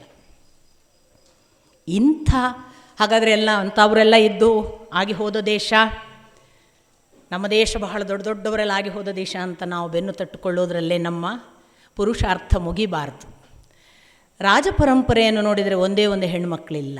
ವೇದಕಾಲದಿಂದ ನಾವು ಋಷಿಮುನಿಗಳ ಪುರಾಣ ಕಾಲದ ಜೊತೆಗೆ ಬಂದು ವೇದವ್ಯಾಸರು ಬರೆಯುವಂತಹ ರಾಜರ ಇತಿಹಾಸದ ಚರಿತ್ರೆಯನ್ನು ಓದಿದರೆ ಎಲ್ಲರೂ ಪುರುಷ ರಾಜರು, ಒಂದೇ ಒಂದು ಹೆಣ್ಣಿಲ್ಲ. ಆಶ್ಚರ್ಯಕಾರಕವಾಗಿ ಅಪ್ಪ ಒಂದು ಉಲ್ಲೇಖ ಮಾಡ್ತಾರೆ, ಒಂದೇ ಒಂದು ಹೆಣ್ಣು. ಏನು ಅಂದರೆ ಅಪ್ಪ ಹೇಳ್ತಾರೆ, ದ್ವಾಪರದವರೆಗೂ ಕೂಡ ಹೆಣ್ಣನ್ನು ಸ್ತ್ರೀಯನ್ನು ರಾಣಿಯಾಗಿ ಕೂಡಿಸಿದ ಇತಿಹಾಸ ಇಲ್ಲ ಅಂತ. ಆದರೆ ಅದನ್ನು ಪ್ರಥಮ ಬಾರಿ ಮಾಡಿದ್ದು ಯಾರು ಅಂತ ಕೇಳಿದಾಗ ಅಪ್ಪ ಕೊಡುವ ಉಲ್ಲೇಖ, ಕಾಶಿರಾಜ ಸತ್ತ ಬಳಿಕ ಕಾಶಿರಾಜನ ಜಾಗದಲ್ಲಿ ಯಶೋಮತಿ ಅನ್ನುವ ಹೆಣ್ಣು ಮಗಳನ್ನು ರಾಣಿಯಾಗಿ ಕೂಡಿಸಿ ಪ್ರಥಮ ಬಾರಿಗೆ ಒಂದು ಹೊಸ ಇತಿಹಾಸವನ್ನು ಕೃಷ್ಣ ಬರೆದ ಅಂತ. ಇದು ಶ್ರೀಕೃಷ್ಣ ಮಾಡಿದ ಪ್ರಥಮ ಸ್ತ್ರೀಯ ರಾಜಕೀಯ ಎಂಟ್ರಿ. ಅಲ್ಲಿವರೆಗೆ ರಾಜಕೀಯ ಎಂಟ್ರಿ ಹೆಣ್ಮಕ್ಳಿಗೆ ಇರಲಿಲ್ಲ ಅಂತ ಬರೀತಾರೆ. ವೇದವ್ಯಾಸರು ಬರೆಯುವ ಇತಿಹಾಸದ ಚರಿತ್ರೆಯನ್ನು ಓದಿದರೂ ಕೂಡ ನಿಮಗೆ ಪುರುಷರದ್ದೇ ಪಟ್ಟಿ ಸಿಗುತ್ತೆ. ವಂಶವೃಕ್ಷಗಳು ನೀವು ಎಲ್ಲಿಂದ ಬೇಕಾದ್ರೆ ತಗೊಳ್ಳಿ, ಯದುವಂಶ ತಗೊಳ್ಳಿ, ಈ ಕಡೆ ಚಂದ್ರವಂಶ, ಸೂರ್ಯವಂಶ, ಅವರು ಬರೆಯುವ ಇತಿಹಾಸದ ಪಟ್ಟಿ ನೂರಾರು ಹೆಸರುಗಳು, ಸಾವಿರಾರು ಹೆಸರುಗಳು ನಿಮಗೆ ಸಿಗ್ತವೆ. ಒಂದೇ ಒಂದು ಹೆಣ್ಣು ಹೆಸರಿಲ್ಲ. ಇನ್ನೊಂದು ಬಹಳ ಇಂಟ್ರೆಸ್ಟಿಂಗ್, ತನ್ನ ಹೆಂಡತಿಯನ್ನು ಗರುಡನಲ್ಲಿ ಕುಳ್ಳಿರಿಸಿಕೊಂಡು ಭೌಮಾಸುರನನ್ನು, ನರಕಾಸುರನನ್ನು ವಧೆ ಮಾಡಿದ್ದು ಶ್ರೀಕೃಷ್ಣನೇ ಪ್ರಥಮ. ಹೆಂಡತಿಯನ್ನು ಜೊತೆಗೆ ಕೂಡಿಸಿಕೊಂಡು ಯುದ್ಧ ಮಾಡಿದ ಪರಂಪರೆಯನ್ನು ಕೂಡ ಮೊದಲಿಗೆ ಕೊಟ್ಟವನು ಶ್ರೀಕೃಷ್ಣ. ಆ ಪರಂಪರೆಯನ್ನು ಇಂಟ್ರೊಡ್ಯೂಸ್ ಮಾಡಿದ. ಎಷ್ಟು ಬೆಳೆಸಿದ್ರು ಅಂತ ಕೇಳಿದರೆ ನಮಗೆ ಒಂಚೂರು ನೆನಪಾಗೋದು, ಅಹಲ್ಯಾಬಾಯಿ ಹೋಳ್ಕರ್ ಬಂದಿದ್ದಾಳೆ. ಮತ್ತೆ ನೆನಪು ಮಾಡಿದರೆ ಅವಳು ನೋಡಿ ಕಾಶಿಗೆ ಬಂದಿದ್ದಾಳೆ. ಕಾಶಿಯಲ್ಲೇ ಮೊದಲು ಹೆಣ್ಣನ್ನು ಸ್ಥಾಪಿಸಿದವ ಶ್ರೀಕೃಷ್ಣ. ಅಲ್ಲಿಯೇ ಬಂದಳು. ಎಂಥವಳು? ತನ್ನ ಗಂಡನನ್ನು ಕಳ್ಕೊಂಡಾಗ ಸತಿ ಸಹಗಮನ ಮಾಡಲಿಕ್ಕೆ ಹೊರಟವಳು. ಸ್ವ ಇಚ್ಛೆಯಿಂದ, ಒತ್ತಾಯದಿಂದ ಅಲ್ಲ. ಸತಿ ಸಹಗಮನ ಒಂದು ಕಾಲಕ್ಕೆ ಸ್ವ ಇಚ್ಛೆಯಿಂದ ಮಾಡ್ತಿದ್ರು. ಒತ್ತಾಯದಿಂದ ನೀನಾಗಬೇಕು ಅಂತ ಹೇಳುವ ಪದ್ಧತಿ ಇರಲಿಲ್ಲ. ಅದು ಪ್ರಾರಂಭ ಆದದ್ದು ಮಾದ್ರೆಯಿಂದ ನಿಮಗೆ ಗೊತ್ತು. ಪಾಂಡು ತನ್ನ ಕಾರಣವಾಗಿ, ತನ್ನ ಆಕರ್ಷಣೆಯಿಂದ ಸತ್ತ. ಅವನು ನನ್ನ ಆಕರ್ಷಣೆಯಿಂದ ಸತ್ತದ್ರಿಂದ ಅವನ ಸಾವಿಗೆ ನಾನು ಕಾರಣಳು, ನಾನು ಬದುಕಬಾರದು ಅಂತ ಅಲ್ಲಿ ಪ್ರಾರಂಭ ಆದದ್ದು. ಅಲ್ಲಿವರೆಗೆ ಇರಲಿಲ್ಲ ಸತಿ ಸಹಗಮನ ಪದ್ಧತಿ. ಅದು ಸರಿಯೋ ತಪ್ಪು ಬೇರೆ, ಶುರುವಾದದ್ದಕ್ಕೆ ಇತಿಹಾಸ ಹೇಳೋದು ನಾನು. ಮುಕ್ತಾಯ ಆದದ್ದು ಕೂಡ ಅಂಥದ್ದೇ ಒಂದು ಅಂಡರ್ಸ್ಟ್ಯಾಂಡಿಂಗ್ನಲ್ಲಿ. ನಮಗಿನ್ನು ಬೇಕಾಗಿಲ್ಲ ಅಂದಾಗ ಅದು ಕಾಲಧರ್ಮ ಬಿಟ್ಟು ಕೊಟ್ಟಿತ್ತು. ಹಾಗೆ ಒಂದು ಸಹಧರ್ಮಿಣಿ, ನಾನು ಸಹಗಮನ ಮಾಡ್ತೇನೆ ಅಂತ ಹೊರಟವಳು ಅಂಥ ಅಹಲ್ಯಾಬಾಯಿ ಹೋಳ್ಕರನ್ನು ಸ್ವತಃ ತಡೆದದ್ದು ಮಾವ. ವಯೋವೃದ್ಧರು ನಾವು, ಆಸರೆಗೆ ಮಗ ಸತ್ತು ಹೋದ, ಸೊಸೆಯಾಗಿ ನೀನಾದರೂ ನಿಂತು ಕಾಪಾಡಬೇಡುವ ಅಂದರೆ 30 ವರ್ಷ ಆಳ್ತಾಳೆ. ಕಾಶಿ ವಿಶ್ವನಾಥನನ್ನು ರಕ್ಷಣೆ ಮಾಡಿದವಳು ಅವಳು ಅನ್ನುವವರೆಗೆ ಅವಳ ಬಗ್ಗೆ ಇತಿಹಾಸ ಹೇಳುತ್ತೆ. ಅವಳೊಬ್ಬಳೇ ಅಲ್ಲ ಅನ್ನೋದಕ್ಕೆ ನಮ್ಮಲ್ಲೇ ಒಬ್ಬಳು ಕಿತ್ತೂರ ರಾಣಿ ಚೆನ್ನಮ್ಮನನ್ನು ಹೆಸರಿಸ್ತೇವೆ. ಇತಿಹಾಸದಲ್ಲಿ ಸಾಮಾನ್ಯ ಹೆಸರಲ್ಲ ಅಂತ ಅವಳನ್ನು ಕೊಂಡಾಡ್ತೇವೆ. ಮತ್ತು ರಾಜಕೀಯವಾಗಿ ಕಿತ್ತೂರ ರಾಣಿ ಚೆನ್ನಮ್ಮನು ಮಾಡಿದ್ದೇನು ಬಹಳ ದೊಡ್ಡ ಕೆಲಸ. ಅಂಥ ಬ್ರಿಟಿಷರನ್ನು ಅವಳು ಮಾಡಿದ ಒಂದು ತಂತ್ರಗಾರಿಕೆಯಿಂದ ಹೇಗೆ ಸೋಲಿಸಿದಳಲ್ಲ. ಆದರೆ ದುರದೃಷ್ಟವಶಾತ್ ಇವತ್ತಿಗೂ ಕೂಡ ನಮ್ಮ ದೇಶ ಯಾವ ದೌರ್ಬಲ್ಯದಿಂದ ಬಳಲ್ತಿದೆಯೋ ಅದೇ ದೌರ್ಬಲ್ಯ ಪಾಪ ಕಿತ್ತೂರ ರಾಣಿ ಚೆನ್ನಮ್ಮನನ್ನು ಕೂಡ ಸೋಲಿಸಿತು. ಒಳಗಿದ್ದವನೇ ಮೋಸ ಮಾಡಿದ ಕಿತ್ತೂರ ರಾಣಿ ಚೆನ್ನಮ್ಮನಿಗೆ. ಒಳಗಿದ್ದವನೇ ಬೆನ್ನಿಗೆ ಇರಿದ ಅವನು ಬ್ರಿಟಿಷರೊಟ್ಟಿಗೆ ಸೇರಿ ಇವಳನ್ನು ವಶ ಮಾಡಿಸಿಕೊಟ್ಟ. ಇದು ನಮ್ಮ ದೇಶ ಇವತ್ತು ಸೋಲಿಕ್ಕೆ ಇರುವ ಕಾರಣ ಕೂಡ. ನಮ್ಮ ದೇಶದಲ್ಲಿ ಹೊರಗಿನ ಶತ್ರುಗಳು ಬೇಕಾಗಿಲ್ಲ ನಮಗೆ. ನಮ್ಮ ದೇಶವನ್ನು ಒಳಗಿಂದಲೇ ಸೋಲಿಸುವ, ಒಳಗಿಂದಲೇ ಶತ್ರುಗಳಾಗಿ ನಮ್ಮನ್ನು ಬೇರೆಯವರಿಗೆ ಪಿತೂರಿ ಮಾಡಿ ನಮ್ಮನ್ನು ಮಾರಿಕೊಳ್ಳುವ ಜನರಿದ್ದಾರೆ. ಏನೂ ಮಾಡೋಕ್ಕಾಗಲ್ಲ. ನಾವು ಕಾಸ್ಮಿಕ್ಕಿಗೆ ಬಿಡಬೇಕು. ನಾನು ಎಷ್ಟೋ ಸಾರಿ ಅಂದ್ಕೊಳ್ತೇನೆ, ಆ ಕಾಸ್ಮಿಕ್ಕಿಗೆ ಗೊತ್ತಲ್ಲ ಯಾವುದು ಒಳ್ಳೆಯದು ಯಾವುದು ಕೆಟ್ಟದ್ದು. ಯಾಕೆ ಅದು ಒಳ್ಳೆಯದನ್ನು ರಕ್ಷಿಸಿ ಕೆಟ್ಟದ್ದನ್ನು ಹಾಳು ಮಾಡ್ತದಾದರೆ ನಮ್ಮ ಮುಂದೆ ಈ ಕೆಟ್ಟವರಿಗೆ ಯಾಕೆ ಶಿಕ್ಷೆ ಆಗುವುದಿಲ್ಲ ಅಂತ ಬಹಳ ಬಾರಿ ನಾನು ಆಲ್ಪರಿತೇನೆ. ಬಹುಶಃ ನಾವು ಮಾಡಬೇಕಾದ ಬಹಳ ದೊಡ್ಡ ಕೆಲಸ ಅದು. ಭಗವಂತನಲ್ಲಿ ಆಲ್ಪರಿದು ಕೇಳುವುದು. ಸತ್ಯ ನಿನಗೆ ಗೊತ್ತು, ನ್ಯಾಯ ನಿನಗೆ ಗೊತ್ತು, ಧರ್ಮ ನಿನಗೆ ಗೊತ್ತು. ಇಷ್ಟು ಮೋಸವನ್ನು ಕಣ್ಣಾರೆ ಕಂಡು ಯಾಕೆ ಕೂತಿದ್ದಿ? ಒಂದು ರಕ್ತ ಕ್ರಾಂತಿಯಿಂದಲೋ ಯುದ್ಧದಿಂದಲೋ ನಾವು ಉದ್ಧಾರ ಆಗೋದಿಲ್ಲ. ಎಲ್ಲಿಗೆ ಮುಟ್ಟುತ್ತೆ ಅದು? ಯಾವತ್ತು ಮುಗಿಯೋದು ಹೇಳಿ? ಮುಗಿಯೋದೇ ಇಲ್ಲ. ಯುದ್ಧಗಳು ನೋಡಿ ನಮ್ಮ ಕಣ್ಮುಂದೆ ಇತಿಹಾಸ. ಈಗ ಬಹಳ ಹಳೆಯದ್ದು ಬೇಡ, ಶುರುವಾದ ಯುದ್ಧ ಇನ್ನೂ ಮುಗೀತಾ ಇಲ್ಲ ಅನ್ನುವ ಹಾಗೆ 2 ಯುದ್ಧಗಳು ಶುರುವಾದದ್ದು ಇನ್ನೂ ಮುಗುದಿಲ್ಲ. ಯುದ್ಧ ಮುಗಿಯೋದಿಲ್ಲ. ಭಗವಂತ ಮಾತ್ರ ಮುಕ್ತಾಯ ಹೇಳಬಲ್ಲವ. ಈ ಭಗವಂತನನ್ನು ಪ್ರಾರ್ಥಿಸಿದರೆ ಅದು ಅಲ್ಟಿಮೇಟ್ ಸತ್ಯ. ಅದು ಭಗವಂತ ಅನ್ನುವವ ತಾಯಿ. ಅವನಿಗೆ ಗೊತ್ತು ಇಡೀ ಜಗತ್ತು ನನ್ನ ಮಕ್ಕಳು ಅಂತ ರಕ್ಷಿಸಬೇಕು ಅನ್ನೋದು. ಅವನಿಗಿರುವ ತಾಯಿತನ ಇನ್ಯಾರಿಗೂ ಇಲ್ಲ. ಅಂಥ ಸ್ಥಿತಿಯಲ್ಲಿ ನೋಡಿ ನಮಗೆ ಕಿತ್ತೂರು ಚೆನ್ನಮ್ಮನನ್ನು ನಾವು ಕಳ್ಕೊಂಡದ್ದು ನಮ್ಮ ಒಳಗಿನ ದ್ರೋಹ, ನಮ್ಮ ಒಳಗಿನ ಮೋಸ. ಇನ್ನೊಂದು ಮುಖ ನಾನು ನಿಮಗೆ ಈಗ ಹೇಳಿದ್ದು, ಒಂದು ಕಡೆ ಋಷಿಮುನಿಗಳ ಪರಂಪರೆ, ಒಂದು ಕಡೆ ರಾಜ ಪರಂಪರೆಯ ಉದಾಹರಣೆಗಳು, ಒಂದು ಕಡೆ ಪುರಾಣ ಪುರುಷರ ಜೊತೆಗೆ ಪುರಾಣ ಪತ್ನಿಯರ ಕಥೆ. ಬಹಳ ಸಾಮಾಜಿಕವಾಗಿ ನಾವು ಕಂಡಂತಹ ಅಧ್ಯಾತ್ಮ ಲೋಕದ ಕ್ರಾಂತಿ ಮಾಡಿದ್ರೇನೋ ಅನ್ನಿಸುವಂತಹ ಅಕ್ಕ ಮಹಾದೇವಿ, ಆಂಡಾಳ್, ಇವರನ್ನೆಲ್ಲ ಹೇಗೆ ಮರೀತೀರಿ? ಮೀರಾಬಾಯಿ ಕೂಡ ಹಾಗೆ ಗಂಡನನ್ನು ಕಳ್ಕೊಂಡು ಮನೆಯಲ್ಲಿ ಬಹಳ ಅತ್ತೆ ಮಾವನಿಂದ ಪ್ರಚೋದಿತಳಾಗಿ ಓದಿಸಿಕೊಂಡು ಅವರಿಂದ ಸಂಕಷ್ಟಗಳನ್ನು ಅನುಭವಿಸಿ ಹಿಂಸೆ ತಾಳಲಾರದೇ ಇದ್ದರೂ ಕೂಡ ಗಟ್ಟಿಯಾಗಿ ಕೃಷ್ಣನ ಜೊತೆಗೆ ನಿಂತವಳು. ಅಂತಿಂಥ ಭಕ್ತಿ ಅಲ್ಲ. ಶ್ರೀಕೃಷ್ಣನನ್ನು ಸಲಹುತ್ತಾನೆ, ಶ್ರೀಕೃಷ್ಣನಲ್ಲದೆ ಇನ್ಯಾರಿಗೂ ನಾನು ಅರ್ಪಿಸಿಕೊಳ್ಳುವುದಿಲ್ಲ ಅನ್ನುವಂತಹ ರಾಧಾಭಾವ. ರಾಧೆಯಂತೆ ನಾವು ಯಾರೇ ಅರ್ಪಿಸಿಕೊಂಡರೂ ಕೃಷ್ಣ ರಕ್ಷಿಸಿಯೇ ರಕ್ಷಿಸ್ತಾನೆ ಅನ್ನೋದಕ್ಕೆ ಮೀರಾಬಾಯಿ ಉದಾಹರಣೆ.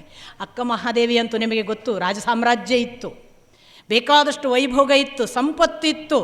ಅದೆಲ್ಲವನ್ನು ಬಿಟ್ಟು ಭಿಕ್ಷೆ ಮಾಡೋದು ಒಳ್ಳೆಯದು ಅಂತ ಅನ್ನುವ ಹಾಗೆ ಬಂದಳಲ್ಲ, ಅದು ಅಧ್ಯಾತ್ಮ ಪರಂಪರೆಯ ಪರಮ ಸಾಹಸದ ಕಥೆ. ಒಬ್ಬ ಬೆತ್ತಲು ಬಂದು ಬಿಡುವುದು ಬಟ್ಟೆಗಿಟ್ಟೆ ಬಿಟ್ಟು.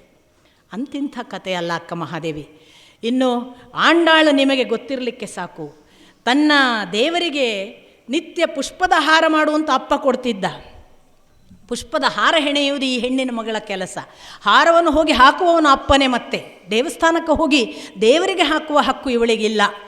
ನಮಗೆ ಯಾವಾಗಲೂ ಅನ್ನಿಸೋದು, ನನಗಾದರೂ ವೈಯಕ್ತಿಕವಾಗಿ ಚಿಕ್ಕಂದಿನಿಂದ ರಾಯರಿಗೆ ನಾನು ಹೇಳ್ತಿದ್ದೆ, ಯಾರೋ ಪೂಜೆ ಮಾಡ್ತಾರೆ, ಯಾರೋ ನಿನ್ನನ್ನು ಮುಟ್ಟಿಸ್ತಾರೆ, ನಿನಗೆ ಅಲಂಕಾರ ಮಾಡ್ತಾರೆ, ನಿನ್ನನ್ನು ಪೂಜಿಸಿದ ಭವ್ಯ ಒಂದು ಅಂತ್ಯವಾಗಿ ಅದಕ್ಕೆ ಆರತಿ ಮಾಡ್ತಾರೆ. ನಾನು ಹೊರಗೆ ನಿಂತು ಗಂಟೆ ಬಡಿಯುವುದು ಮಾತ್ರ ನನ್ನ ಕೆಲಸವಾ? ನನಗೆ ಪೂಜೆ ಮಾಡುವ ಸುಖವೋ ಆನಂದವೋ ಇಲ್ಲವೇ ಇಲ್ಲವ ತಂದೆ ಅಂತ ರಾಯರನ್ನು ಕೇಳ್ತಿದ್ದೆ. ಆಂಡಾಳಿಗೆ ಅಂಥ ಪ್ರಶ್ನೆ ಇತ್ತು ಕಾಣ್ತದೆ. ನಾನು ಅವನನ್ನು ನನ್ನ ಹೂ ಹೆಣೆದು ಕೊಟ್ಟು ಆ ಹೂವಿನ ಹಾರ ಹಾಕುವ ಸುಖ ಇಲ್ವಾ ಅಂತ ಇದ್ದಿರಬೇಕು ಆ ಮಗುವಿಗೆ. 18ರ ಒಳಗಿನ, ಬಹಳ 8 ವರ್ಷ ಅಂತ ಕೆಲವರು ಅಂತಾರೆ, 18 ಅಂತಾರೆ, ಸಣ್ಣ ಪ್ರಾಯದ ಮಗು. ನಿತ್ಯ ಏನು ಮಾಡ್ತಿತ್ತಂತೆ ಆ ಮಗು, ಆ ಹಾರವನ್ನು ಅಪ್ಪನಿಗೆ ನಾಳೆ ಹೆಣೆದು ಕೊಡಬೇಕು, ಅಪ್ಪ ಬಂದು ತೆಗೆದುಕೊಂಡು ಹೋಗೋ ಮೊದಲು ತಾನು ಹಾಕ್ಕೊಳ್ತಿತ್ತಂತೆ. ಹಾಕ್ಕೊಂಡು ಕೃಷ್ಣ ಹೇಗೆ ಕಾಣ್ಬೋದು ನಾನು ಹಾಕಿದ ಹಾರದಲ್ಲಿ ಅಂತ ತನ್ನಲ್ಲಿ ಕೃಷ್ಣನನ್ನು ನೋಡ್ತಿತ್ತಂತೆ ಹಾಕ್ಕೊಂಡು. ಓಹೋ, ಕೃಷ್ಣ ಚಂದ ಕಾಣ್ತಾನೆ, ಹೀಗೆ ಕೊಡ್ತಿತ್ತು. ಒಂದು ದಿನ ಹೂವಿನ ಹಾರದಲ್ಲಿ ಆ ಮಗುವಿನ ಕೂದಲು ಬಂತು. ಗಮನಿಸಿದ್ದಿಲ್ಲ ಅಪ್ಪ, ಇಷ್ಟರವರೆಗೆ ಗೊತ್ತಿಲ್ಲ. ಅಪ್ಪನಿಗೆ ಗೊತ್ತಾಯಿತು, ಇದೇನೋ ಹೂವಿನ ಹಾರದಲ್ಲಿ ಕೂದಲು ಬಂದಿದೆ ಅಂದರೆ ಮಗಳನ್ನು ಕೇಳಬೇಕು ಅಂತ ವಾಪಸ್ ಬಂದ. ಏನೋ ಇದರಲ್ಲಿ ಹೂವಿನ ಹಾರದಲ್ಲಿ ಕೂದಲು ಯಾಕಿದೆ? ಹೇಳಿ ಹೇಳಿ ಕೃಷ್ಣ ಭಕ್ತೆ. ಸತ್ಯವನ್ನು ನುಡಿಯುವುದು ಕೃಷ್ಣ ಪರಂಪರೆ. ಯಾವ ಸತ್ಯ ಕೃಷ್ಣ ನುಡಿದಿದ್ದಾನೆ ಅಂತ ನೀವು ಕೇಳಿದರೆ, ಸತ್ಯ ಮತ್ತು ಧರ್ಮದ ವ್ಯಾಖ್ಯಾನವನ್ನು ಕೃಷ್ಣ ಹೇಳುವುದನ್ನು ನೋಡಿ, ಆ ಬಳಿಕ ಮಾತಾಡೋಣ. ಕೃಷ್ಣ ಹೇಳ್ತಾನೆ, ಸತ್ಯ ಅನ್ನುವುದು ಸಂದರ್ಭಕ್ಕೆ ಅನುಗುಣವಾಗಿ ಬದುಕಿಸುವ ಒಂದು ತತ್ವ, ಅಂತಿಂಥದ್ದಲ್ಲ. ಆದ್ದರಿಂದ ಈ ಮಗು ಹೇಳುತ್ತೆ ತಕ್ಷಣ, ಅಪ್ಪ ಕೃಷ್ಣನನ್ನು ನೋಡಬೇಕು, ಹೂವಿನ ಹಾರ ಹಾಕಿ ಅಂತ ಅನ್ನಿಸ್ತಿತ್ತು, ನನಗೆ ಆ ಸೌಕರ್ಯಗಳಿಲ್ಲ, ನಾನೇ ಹಾಕ್ಕೊಂಡು ನೋಡ್ತಿದ್ದೆ, ಕ್ಷಮಿಸು.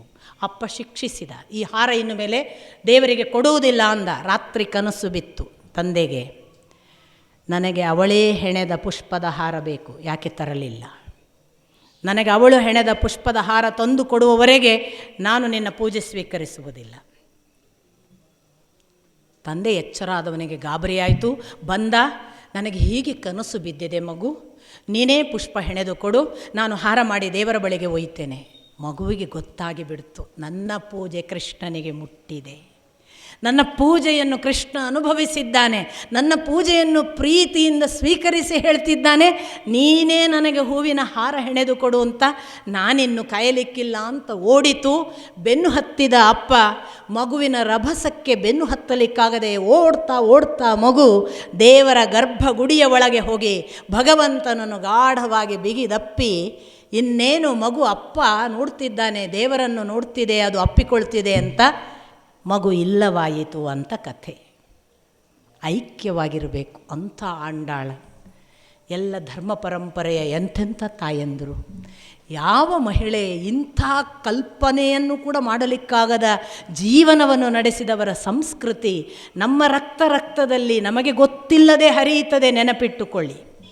ನಾನು ಇದನ್ನು ಹೇಳುವಾಗ ಒಂದು ಉದಾಹರಣೆ ನನಗೆ ಅನಿಸೋದು, ನನಗೆ ರಾಮಚಂದ್ರನ ಅಯೋಧ್ಯೆಯ ದೇವಸ್ಥಾನದ ಜೊತೆಗೆ ಯಾವ ಕನೆಕ್ಷನ್ನು ಇಲ್ಲ.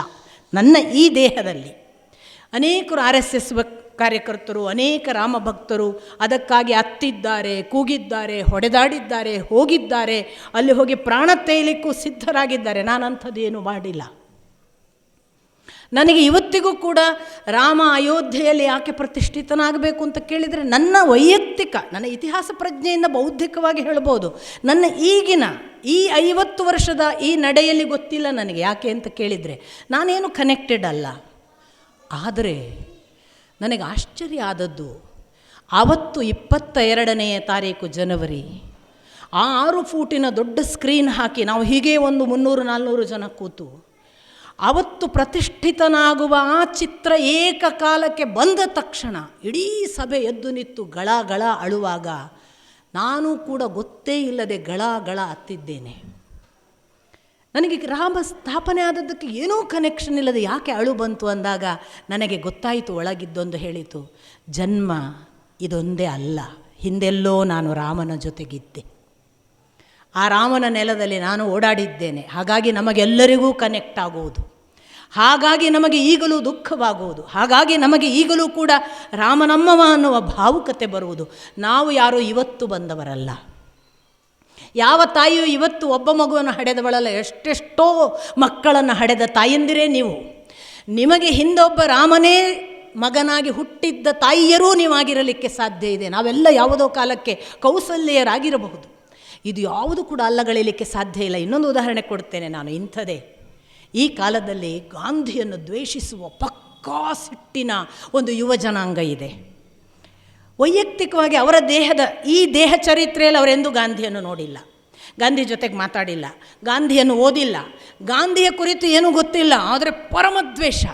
ಇನ್ನು ಕೆಲವರಿದ್ದಾರೆ ಯುವಕರು, ಅವರು ಗಾಂಧಿಯನ್ನು ನೋಡಿದವರಲ್ಲ, ಅದೇ ವಯೋಮಾನದವರು, ಅವರು ಗಾಂಧಿಯನ್ನು ನೋಡಿಲ್ಲ, ಗಾಂಧಿಯ ಬಗ್ಗೆ ಗೊತ್ತಿಲ್ಲ, ಗಾಂಧಿಯ ಬಗ್ಗೆ ವಿಶೇಷವಾಗಿ ಏನೋ ತಿಳ್ಕೊಂಡವರಲ್ಲ, ಆದರೆ ಗಾಂಧಿಯನ್ನು ಬೈಯುವಾಗ ದುಃಖಿಸಿಕೊಳ್ತಾರೆ, ಸಿಕ್ಕಾಪಟ್ಟೆ ಬೇಸರ ಆಗತ್ತೆ. ಅಂಥ ಒಬ್ಬ ಗುಂಡು ಬೀಳುವ ಹೊತ್ತಿಗೆ ರಾಮನನ್ನು ನೆನೆದಿದ್ದಾನೆ ಅಂದರೆ ಎಂಥ ದೇವಭಕ್ತನಿರಬೇಕು, ಅಂಥ ಸಂತನನ್ನು ಬೈತಾರಲ್ಲ ಅಂತ ನನ್ನಂಥವರು ಗಳ ಅಳ್ತೀವಿ ಗಾಂಧಿಯನ್ನು ಬೈದರೆ. ಅದೇ ಗಾಂಧಿಯನ್ನು ಕೊಂಡಾಡಿದರೆ ಗಾಂಧಿಯನ್ನು ಕೊಂಡಾಡ್ತಾರೆ, ನಮ್ಮ ದೇಶ ಹಾಳು ಮಾಡಿದ್ದೆ ಇವನು ಅನ್ನುವ ಒಂದು ಜನಾಂಗ ಎದ್ದು ಬಿಡುತ್ತೆ. ಒಂದು ಕಾಲಕ್ಕೆ ಗಾಂಧಿ ವಿರೋಧಿ ಗುಂಪಿನಲ್ಲಿ ನೀವೆಲ್ಲ ಇದ್ದಿರಿ ಅಂತ ಅರ್ಥ. ಇನ್ಯಾವುದೋ ಗಾಂಧಿಯ ಜೊತೆಗಿನ ಸಂವಾದದಲ್ಲಿ ನಾವೆಲ್ಲ ಇದ್ದೆವು ಅಂತ ಅರ್ಥ. ಜನ್ಮ ಪುನರ್ಜನ್ಮಕ್ಕೆ ಇದಕ್ಕಿಂತ ದೊಡ್ಡ ಸಾಕ್ಷಿ ನನಗೆ ಕಂಡಿಲ್ಲ. ನಾವು ಆ ಕಾಲಕ್ಕೆ ಯಾವುದನ್ನು ಅನುಭವಿಸಿದ್ದೇ ಇವತ್ತು ನಮಗೆ ಎಳೀತದೆ. ಸಂಸ್ಕಾರ ಅಂದದ್ದನ್ನು ಇದನ್ನೇ ವೇದವ್ಯಾಸರು ಮೊದಲಾದವರು. ನಮ್ಮ ವಾಸನೆ ಅದು ವಾಸನಾ ಭಂಡಾರ ಅಷ್ಟು ಬೇಗ ಹೋಗೋದಿಲ್ಲ. ಜೀವಕ್ಕೆ NDA ಟೆಸ್ಟ್ ಮಾಡಿದರೆ ಅದು ಎಷ್ಟು 1000 ವರ್ಷಗಳಿಗೆ ಹೋಗ್ತದೆ ಅನ್ನೋದನ್ನು ನೀವು ಒಳಲಂಬೆಯವರ ಲೇಖನಗಳಲ್ಲಿ ಓದಿದರೆ ಗೊತ್ತಾಗುತ್ತೆ. ಒಂದು DNA ಗೆ ಎಷ್ಟು 1000 ವರ್ಷ ಇತಿಹಾಸ ಅಂತ. ಆ ಅರ್ಥದಲ್ಲಿ ನಮ್ಮ ತಾಯಿಯಂದರು ಏನು ಸಾಮಾನ್ಯ ಕೆಲಸ ಮಾಡಿದವರಲ್ಲ. ಆ ತಾಯಿಯ ಪರಂಪರೆ ನಾನೀಗಿಷ್ಟು ಹೇಳಿದೆ, ಅಷ್ಟು ಜನರು ನಮ್ಮ ಒಳಗೆ ನಮಗೆ ಗೊತ್ತೇ ಇಲ್ಲದೆ ನಮ್ಮ ಜೀವಿತಾವಧಿಯಲ್ಲಿ ಈಗ ನಮ್ಮ ರಕ್ತದ DNA ಖಂಡಿತ ಇದ್ದಾರೆ. ಇಲ್ಲದೆ ಹೋದರೆ ಇಷ್ಟು ವರ್ಷ ಕಾಲ ಯಾವ ಪ್ರಯತ್ನ ಇಲ್ಲದೆ ಸಾಕಷ್ಟು ಆಕ್ರಮಣಗಳಾದಾಗ ಹಾಗೇ ನಿಂತಿದ್ದೇವಲ್ಲ, ಇದು ನಮಗೆ ಗೊತ್ತೇ ಇಲ್ಲದೆ ನಮ್ಮೊಳಗೆ ಕೆಲಸ ಮಾಡುವ ಆ ಭಾರತ, ಬೆಳಕಿನ ಜೊತೆಗೆ ಜ್ಞಾನದ ಜೊತೆಗೆ ಬದುಕಿದ ತಾಯಂದಿರ ಶಕ್ತಿಯ ಪರಿಣಾಮ. ಹಾಗಾದರೆ ಇವರೆಲ್ಲ ಪುರಾಣ ಪುರುಷರು, ರಾಜಕೀಯ ವ್ಯಕ್ತಿಗಳು, ಅಧ್ಯಾತ್ಮ ಜೀವಿಗಳು, ವೇದ ಕಾಲದವರು. ನಮ್ಮ ದೇಶದ ಇತಿಹಾಸದಲ್ಲಿ ಜಾನಪದರ ಕಥೆಗಳಲ್ಲಿ ಸಾಮಾನ್ಯರು ಮಾಡಿದ ತ್ಯಾಗ ಇದೆ. ಕೆರೆಗೆ ಹಾರ ನಿಮಗೆ ಗೊತ್ತು.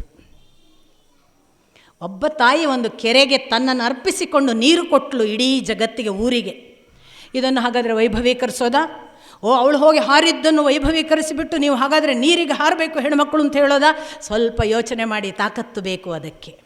ಸ್ವಲ್ಪ ಯೋಚನೆ ಮಾಡಿ. ನಾನು ಬಂದದ್ದು ನನ್ನ ಕಾರಣಕ್ಕಾಗಿ ಅಲ್ಲ, ನನ್ನ ಕಾರಣ ನನ್ನ ದೇಹ ಒಂದು ಸಾಧನವಾಗಿ ನಾನು ಜಗತ್ತನ್ನು ಉದ್ಧರಿಸಬಲ್ಲೆ ಅನ್ನುವ ಅಂತಃಶಕ್ತಿ ಇದ್ದವರು ಮಾತ್ರ ಆ ಕೆಲಸಕ್ಕೆ ಕೈ ಹಾಕ್ತಾರೆ. ಸಾಮಾನ್ಯರೆಲ್ಲ ಆಗೋದಿಲ್ಲಪ್ಪ. ಅಯ್ಯೋ ಸಾಯ್ಲಿಕ್ಕೆ ಹೊರಡು 80 ಆದವರು ಎಣಿಸ್ತಾರೆ, ನಾನು ಹೆಂಡ್ತೀನಿ ಹೆಂಗೆ ಬಿಟ್ಟು ಹೋಗೋದು, ನನ್ನ ಮಕ್ಕಳನ್ನ ಹೆಂಗೆ ಬಿಟ್ಟು ಹೋಗೋದು ಅಂತಲ್ವಾ. ಅಷ್ಟು ಮಮಕಾರ ಇರುವ ಜೀವ ಇದು. ಸಾಮಾನ್ಯ ಮಮಕಾರ ದಾಟಿ ಅಸಾಮಾನ್ಯ ಸ್ಥಿತಿ ತಲುಪಿದವರಿಗೆ ಮಾತ್ರ ಆ ತ್ಯಾಗ ಸಾಧ್ಯ. ಆದ್ದರಿಂದ ಕೆರೆಗೆ ಹಾರವಾದ ಜನಪದ ಹೆಣ್ಣು ಮಗಳು ದೊಡ್ಡಬಳೆ. ನಂಗೇಲಿ ಅಂತ ಒಬ್ಬಳು, ಕೇರಳದಲ್ಲಿ ಒಬ್ಬಳು ತಾಯಿ 1900 ದಶಕದಲ್ಲಿ, 1900ನೇ ಇಸ್ವಿಯ ಆರಂಭದ ದಶಕ, ಟ್ಯಾಕ್ಸನ್ನು ಹಾಕ್ತಾರೆ ಬ್ರಿಟಿಷರು. ಯಾರಿಗೆ? ದಲಿತ ಹೆಣ್ಣು ಮಕ್ಕಳಿಗೆ. ಏನು ಟ್ಯಾಕ್ಸ್? ಕೆಳಗೆ ಮಾತ್ರ ಬಟ್ಟೆ ಕಟ್ಕೊಳ್ಬೇಕು, ಮೇಲೆ ಅವರ ಮೊಲೆ ಬಿಟ್ಟುಕೊಂಡು ಓಡಾಡಬೇಕು. ಅವರು ಬಟ್ಟೆ ಹಾಕ್ಕೊಂಡ್ರೆ ಅವರಿಗೆ ಟ್ಯಾಕ್ಸ್ ವಿಧಿಸಲಾಗ್ತಿತ್ತು. ಯಾಕೆ? ಅವರು ಬಡವರೇ ಇರಬೇಕು, ಅವರು ಬಟ್ಟೆ ಹಾಕ್ಕೊಂಡ್ರೆ ಶ್ರೀಮಂತರಾಗಿದ್ದಾರೆ ಅಂತ ಅರ್ಥ. ಅವರ ಕಡೆ ಹಣ ಸ್ವೀಕರಿಸಿ ಅಂತ ಒಂದು ಕಾಲಕ್ಕೆ ಬ್ರಿಟಿಷರ ಕಾಲದ ಭಾರತೀಯ ಪದ್ಧತಿಯಲ್ಲಿ ಟ್ಯಾಕ್ಸ್ ವಿಧಿಸಲಾಯಿತು.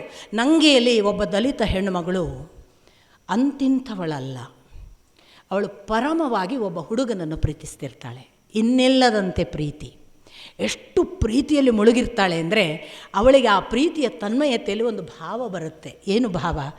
ಇದೆಲ್ಲವೂ ಅವನಿಗೆ ಸಂಬಂಧಪಟ್ಟದ್ದು, ಇದು ಎಲ್ಲರಿಗೂ ಕೊಡುವಂಥದ್ದಲ್ಲ. ಶೀಲದ ಕಾನ್ಸೆಪ್ಟ್ ಬರೋದು ಇಲ್ಲಿ ನೋಡಿ. ಇದು ಎಲ್ಲರಿಗೆ ಕೊಡುವಂಥದ್ದಲ್ಲ, ಇದನ್ನು ನಾನು ಎಲ್ಲರಿಗೆ ತೋರ್ಪಡಿಸುವುದಲ್ಲ ಅಂತ ಅವಳಿಗೊಂದು ಪ್ರೇಮದ ತನ್ಮಯತೆಯಲ್ಲಿ ಬಂದ ಭಾವ. ದುಡ್ಡು ಬಂತು ಅಂತಲ್ಲ, ದುಡ್ಡಿನಿಂದ ಬಟ್ಟೆ ತೆಗೆದುಕೊಳ್ಳುವ ಶ್ರೀಮಂತಿಕೆ ಬಂತು ಅಂತಲ್ಲ, ಭಾವ ಶ್ರೀಮಂತಿಕೆ ಮುಚ್ಚಿಕೊ ನಿನ್ನನ್ನು ಅಂತ ಹೇಳ್ತು. ಅವಳು ಏನು ಮಾಡಿದ್ಲು, ಇದ್ದ ಬದ್ದ ಆ ಸಣ್ಣ ತುಂಡು ಬಟ್ಟೆ ಕೆಳಗುಡುವುದನ್ನೇ ಒಂದು ತುಂಡು ಮಾಡಿ ಮೇಲೇನೂ ಮುಚ್ಚಿಕೊಂಡಳು. ಟ್ಯಾಕ್ಸ್ ವಿಧಿಸುವವ ಬಂದ. ಏಯ್, ಊರವರೆಲ್ಲ ಹೇಳಿದರು, ಅವಳು ನೋಡು ಬಟ್ಟೆ ಹಾಕೋತಾಳೆ, ಅವಳು ಟ್ಯಾಕ್ಸ್ ತಗೋ. ಟ್ಯಾಕ್ಸ್ ವಿಧಿಸುವವ ಮೊದಲನೇ ಬಂದು ವಾರ್ನ್ ಮಾಡಿದ, ಬಟ್ಟೆ ತೆಗಿ ಇಲ್ಲಾದರೆ ಟ್ಯಾಕ್ಸ್ ಕಟ್ಟು. ಕ್ಷಮಿಸಿ, ಬಟ್ಟೆ ತೆಗೆಯಲಾರೆ, ಕೊಡುವುದಕ್ಕೆ ದುಡ್ಡಿಲ್ಲ. ಒಂದನೇ ಸಾರಿ ಹೋದ, ಎರಡನೇ ಸಾರಿ ಬಂದು ಹೇಳಿದ, ನೋಡು ನನ್ನನ್ನು ವಜಾ ಮಾಡ್ತಾರೆ ವೃತ್ತಿಯಿಂದ, ನೀನು ಟ್ಯಾಕ್ಸ್ ಕೊಡಲೇಬೇಕು. ಮತ್ತದೇ ಉತ್ತರ ಅವಳದು, ಕ್ಷಮಿಸು, ನಾನು ಬಟ್ಟೆ ತೊಟ್ಟದ್ದು ಶ್ರೀಮಂತಿಕೆಯಿಂದಲ್ಲ, ನಿನಗೆ ಕೊಡುವಷ್ಟು ಕರ ವಿಧಿಸುವ ಹಣ ಕೊಡುವಷ್ಟು ದೊಡ್ಡವಳಲ್ಲ. ಮೂರನೇ ಸಾರಿ ಮತ್ತೆ ಬರ್ತಾನೆ ಮನುಷ್ಯ, ನೋಡಿ ಅವನಿಗೆ ಒತ್ತಡ ಸಿಕ್ಕಾಪಟ್ಟೆ ಆಗುತ್ತೆ ಮೇಲಿನಿಂದ. ಅವನು ಬಂದು ಜೋರು ಮಾಡ್ತಾನೆ, ನೋಡು ಈ ಸಾರಿ ಟ್ಯಾಕ್ಸ್ ವಿಧಿಸದಿದ್ದರೆ ನಿನ್ನನ್ನು ಕರ್ಕೊಂಡು ಹೋಗ್ತಾರೆ, ನಾನು ಹಾಗೆ ಶರ ಬರೆದು ಕಳಿಸ್ತೇನೆ. ನೀನು ಮಾಡ್ತಿರೋದು ಇವತ್ತು ರಾಜನೀತಿಗೆ ಅನ್ಯಾಯ, ಈ ಇವತ್ತಿನ ಆಡಳಿತಕ್ಕೆ ನೀನು ಮಾಡ್ತಿರುವ ಈ ಅವ್ಯವಹಾರ ನಿಲ್ಲಿಸು. ಇವತ್ತು ನನಗೆ ನೀನು ಕೊಡಬೇಕಾದ ಉತ್ತರ ಏನು ಅಂದರೆ, ಒಂದೋ ದುಡ್ಡು ಇಲ್ಲ ಬಾ, ನಿನ್ನನ್ನು ಸಜೆಗೆ ನಾನು ಬರೀತೀನಿ. ಒಳಗೆ ಅನಂತವಾಗಿ ಪ್ರೀತಿಸುವ ಹುಡುಗ, ಇನ್ನಿಲ್ಲದಂತೆ ಅವನನ್ನು ಬಿಟ್ಟರೆ ಯಾರಿಗೂ ಸಮರ್ಪಿಸಿಕೊಳ್ಳಲಾರೆ ಅನ್ನುವ ದೇವಭಾವ, ಅವನಿಗಲ್ಲದೆ ಇನ್ನೊಬ್ಬರಿಗೆ ತೋರಿಸಲಿಕ್ಕೆ ಸಾಧ್ಯವೇ ಇಲ್ಲ ಅನ್ನುವ ದೇಹಭಾವ, ಎಲ್ಲವನ್ನು ಇಟ್ಟುಕೊಂಡು ನಂಗೇಲಿ ಮಾಡಿದ್ದು ಏನು ಗೊತ್ತಾ? ಅವಳ ಗಂಡ ಎಲ್ಲೋ ಹೊರಗೆ ಹೋಗಿ, ಅಂದರೆ ಪ್ರಿಯತಮ ಎಲ್ಲೋ ಹೊರಗೆ ಹೋಗಿದ್ದಾನೆ. ಇವಳು ನೇರ ಮನೆಯ ಒಳಗೆ ಹೋಗ್ತಾಳೆ. ನನ್ನ ದೇಹವನ್ನು ಈಗ ನಾನು ತೋರಿಸಿ ಕರದಿಂದ ತಪ್ಪಿಸಿಕೊಳ್ಳುವುದು ಒಂದು ಮಾರ್ಗ, ಕರಕ್ಕೆ ಬೇಕಾದ ಹಣ ಕೊಡುವುದು ಇನ್ನೊಂದು ಮಾರ್ಗ. ಎರಡೂ ಸಾಧ್ಯವಿಲ್ಲ ಅನ್ನಿಸಿತು ಅವಳಿಗೆ. ಕರ ಕೊಡುವ ಹಣವಿಲ್ಲ, ದೇಹ ತೋರಿಸಲಿಕ್ಕೆ ಮನಸ್ಸು ಭಾವ ಬಿಡ್ತಿಲ್ಲ. ಅವಳು ನೇರ ಒಂದು ಹರಿವಾಣ, ಒಂದು ಕತ್ತಿ ತೆಗೆದುಕೊಂಡು ಬಂದು ಹರಿವಾಣವನ್ನು ಹೀಗೆ ಇಟ್ಟುಕೊಂಡು, ತೆಗೆದುಕೋ ನಿನ್ನ ಕರ ಅಂತ ಎರಡು ಸ್ತನಗಳನ್ನು ಕತ್ತರಿಸಿ ಇಡ್ತಾಳೆ. ಆ ಕರ ವಿಧಿಸಲಿಕ್ಕೆ ಬಂದ ಆ ಕಾರಖೂನನಿಗೆ ಅಲ್ಲಿ ಏನು ಮಾಡುವುದು ಗೊತ್ತಾಗದೇ ಇರುವ ಹೊತ್ತಿಗೆ ಧಾರಾಕಾರ ರಕ್ತ ಸುರಿಸ್ತಾ ತಾಯಿ ವಿಚಲಿತಳಾಗಿ ಅಲ್ಲಿ ನರಳ್ತಾ ಬಿದ್ದು ಒದ್ದಾಡಿ ಓವರ್ ಬ್ಲೀಡಿಂಗ್ನಿಂದ ನಂಗೇಲಿ ಸಾಯ್ತಾಳೆ. ನಂಗೇಲಿ ಸತ್ತಾಗ ವಿಷಯ ಗೊತ್ತಾಗಿ ಗಂಡ ಬರ್ತಾನೆ, ಆ ಪ್ರಿಯತಮ. ನಂಗೇಲಿಗೆ ಇಂಥ ಕಾರಣವಾಗಿ ಸಾವು ಬಂತು ಅಂತ ಗೊತ್ತಾಗಿ ಆ ಕ್ಷಣ ಅದೇ ಖಡ್ಗ ತೆಗೆದುಕೊಂಡು ಅವನೂ ಸಾಯ್ತಾನೆ. ಕೇರಳದಲ್ಲಿ ಆ ನಂತರ ದಲಿತ ಹೆಣ್ಣು ಮಕ್ಕಳಿಗೆ ಮೇಲೆ ದೇಹದ ಮೇಲೆ ಬಟ್ಟೆ ಉಡುವುದನ್ನು ಸರಕಾರ ಪರ್ಮಿಟ್ ಮಾಡ್ತು. ಅದು ನಂಗೇಲಿಯ ದೊಡ್ಡ ಸಾಹಸದ ಕಥೆಯಿಂದ. ಇದು ಸಾಮಾನ್ಯ ಅಲ್ಲ. ನಾವು ಯಾರೂ ಕೂಡ ಒಬ್ಬ ಬೀದಿಯ ಹೆಣ್ಣುಮಗಳು ಅಂತ ತಿಳಿಬೇಕಾಗಿಲ್ಲ, ಯಾರನ್ನೂ ಕೂಡ. ಪ್ರತಿಯೊಬ್ಬರ ಒಳಗೆ ಎಂಥ ಶಕ್ತಿ ಇದೆ, ಎಂಥ ಅಧ್ಯಾತ್ಮದ ಧೀಶಕ್ತಿ ಇದೆ. ಅದಕ್ಕೆ ನಾನು ಹೇಳೋದು, ನಾವು ಒಮ್ಮೆ ಮುಂದೆ ಹೋದರೆ ಇನ್ನೊಬ್ಬ ಹಿಂದೆ ಸರಿಯುವಷ್ಟು ಆಧ್ಯಾತ್ಮಿಕ ಶಕ್ತಿ ಪ್ರತಿ ಹೆಣ್ಣಲ್ಲಿದೆ. ಕೃಷ್ಣ ಪದೇ ಪದೇ ಹೇಳ್ತಾನೆ, ನಾನು ಎಲ್ಲಕ್ಕಿಂತ ಹೆಣ್ಣಿನಲ್ಲಿ ಹೆಚ್ಚು. ಸ್ಮೃತಿ, ಧೃತಿ, ಕ್ಷಮ, ದಯ್ಯ, ಎಷ್ಟು ಲಿಸ್ಟ್ ಮಾಡಿದ. ಉಳಿದವರಿಗೆಲ್ಲ ನಾನು ಅವನಲ್ಲಿ ಯೋಧನಾಗಿದ್ದೇನೆ, ಇವನಲ್ಲಿ ಶಕ್ತಿಯಾಗಿದ್ದೇನೆ, ಇವನಲ್ಲಿ ಪುರುಷನಾಗಿ ಇದ್ದೇನೆ, ಇವನಲ್ಲಿ ಬೆಳಕಾಗಿ ಇದ್ದೇನೆ, ಒಂದೊಂದೇ ಕ್ವಾಲಿಫಿಕೇಷನ್. ಹೆಣ್ಣಿಗಾಗುವಾಗ ಕ್ಷಮ, ಧೃತಿ, ಸ್ಮೃತಿ, ದಯ, ಎಷ್ಟು ಏಳು ಗುಣಗಳನ್ನು ಹೇಳಿದ. ಅಷ್ಟೆಲ್ಲ ಆಗಿ ನಾನು ತಾಯಿಯಲ್ಲಿದ್ದೇನೆ, ಹೆಣ್ಣಿನಲ್ಲಿ ಇದ್ದೇನೆ. ಸಾಮಾನ್ಯ ಅಲ್ಲ ಹೆಣ್ಣಿನ ಶಕ್ತಿ.